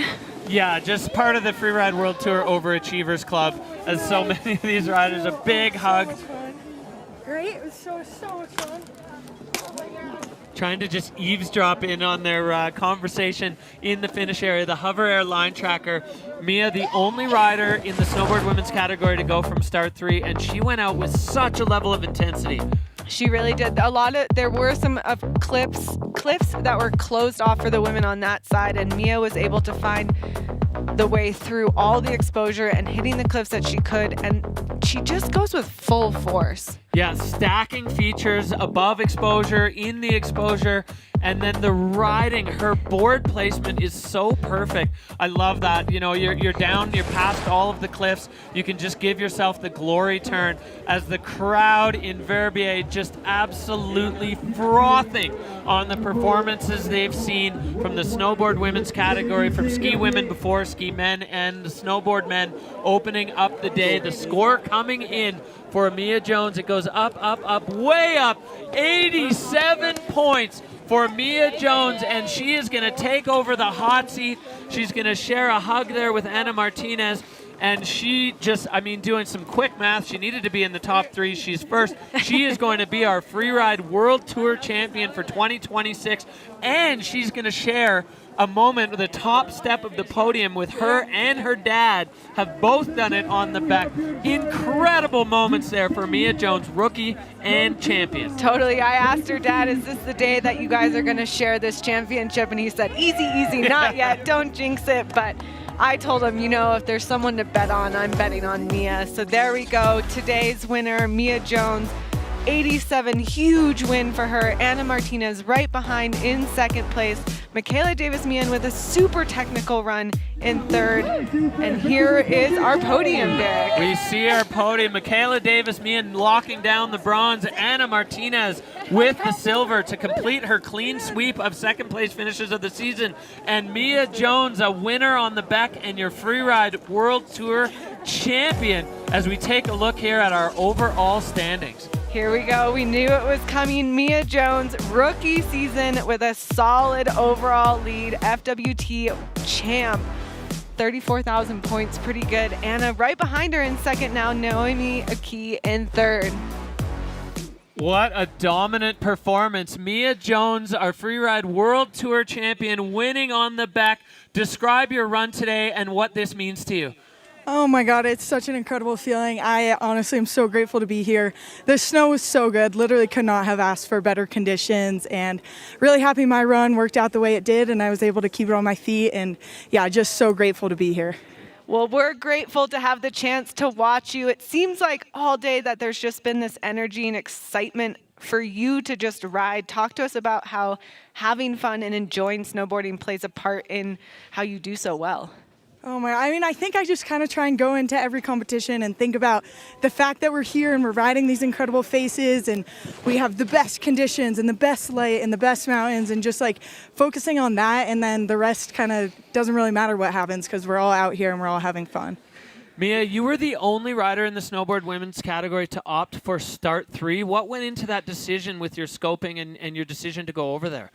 Yeah, I think I was just kind of inspired by how it was like a little bit steeper and more sustained, and I felt like there were some cool like chutes and rocks and stuff that were really like calling to me. But honestly, it was such a last minute decision. Both starts looked so sick, and yeah, at the end of the day, I just figured out to try it out. Well, a huge congratulations, Mia Jones, your Freeride World Tour champion and winner of the YETI Xtreme Verbier, all in her first season on the tour. A dominant performance, one for the ages. Massive congrats. And the snowboard women just following suit with all the other 3 categories, absolutely lighting up the Beck today. They really were such a good show. You know, I wanted it to happen. Even last night I was sitting in bed like, I just want to watch it now and see what happens. And it delivered the show I was hoping for, the show I'm sure you all watching at home were hoping for. And now we have the long wait for next season. Yeah, it's been an incredible season. It's had its ups and downs, but finishing on an absolute high with the YETI Xtreme Verbier. The crowd here just going off, and they're going to have a hometown winner to celebrate tonight with Liam Rivera taking a win. So Verbier getting their opportunity to go bananas down in town. Hadley, final thoughts on today's competition? You know, I think we saw the best out of the riders. Very few crashes, really creative lines, people just stomping their airs. I loved it. Yeah, I absolutely loved it as well. The snow conditions just coming in absolutely perfection today, and the riders just making the most of it. Talk about them rising to the level of the day. They really did. You know, I think the Beck demands respect and the riders give it, and as a reward for that, they really show their best skiing. Yeah, incredible performances of of all of the riders, and we've got a little bit of a redo here with our ski men's winner. We had an audio issue in our interview before, so we're going to go back down to the finish with our Freeride World Tour champion and winner on the Beck today, Ben Richards. How are you feeling taking it all in today with the pressure and everything of getting it done today in Verbier? Yeah, I don't know. Hard to put it into words, but just trying to soak it up. Like, it's been a dream to compete here and a massive dream to win here. So, yeah. And then the World Champs is the cherry on top. Well, it was so well deserved. I mean, you had first place on lock pretty much at every competition. And what the audience really wants to know is, are you and Toby still best friends after this? Ask him. Not a chance. Of course. He was the one who's been giving me advice on every single run of this year. So, yeah, I wouldn't be standing here if it wasn't for that guy. Well, talk us through a little bit about your line selection today. You know, you went into the exposure right away with the 360 and then had that real high intensity approach. What went into developing that line for today's competition? I don't know. I think I just watched a bunch of the runs on the Beck in the past, and I'm just like so inspired by how fast they all ride this face, and they're so committed, and I just wanted to, like, I don't know, pay respect to what they've been doing and trying to add my own flair onto that. So, yeah, massive respect to everyone who's come before us. Well, you've entered your name right into that mix. You're doing so well this season. It was such a treat for all of us to get to watch you ski. Huge congratulations. Ben Richards taking the win at the YETI Xtreme Verbier and taking the Freeride World Tour title here in Verbier. Congratulations. Thank you so much, guys. All right, well, just incredible moments. Now, this is your opportunity to have your say. Log on to freerideworldtour.com, or you can use the QR code that's popping up on your screen and vote for the Rider of the Day. All categories, all riders are in play. Who did you love? What did you like? Who do you want to see as the Rider of the Day? This is your chance to have your say. The judges have had their say all day. Rider of the Day is a tough one today. There were so many. It really is. It would be a hard one to pick. All right, well, on behalf of the entire Freeride World Tour family, myself, Derek Foose, and Hadley Hammer, it is time for us to wrap up the 2026 Freeride World Tour by Peak Performance season. We're so grateful for you all for joining us this season, and for all of the riders for just putting on a show today and all season long. Thank you so much for coming on this ride with us, and we cannot wait to do it again in 2027. We'll see you next year. See you soon.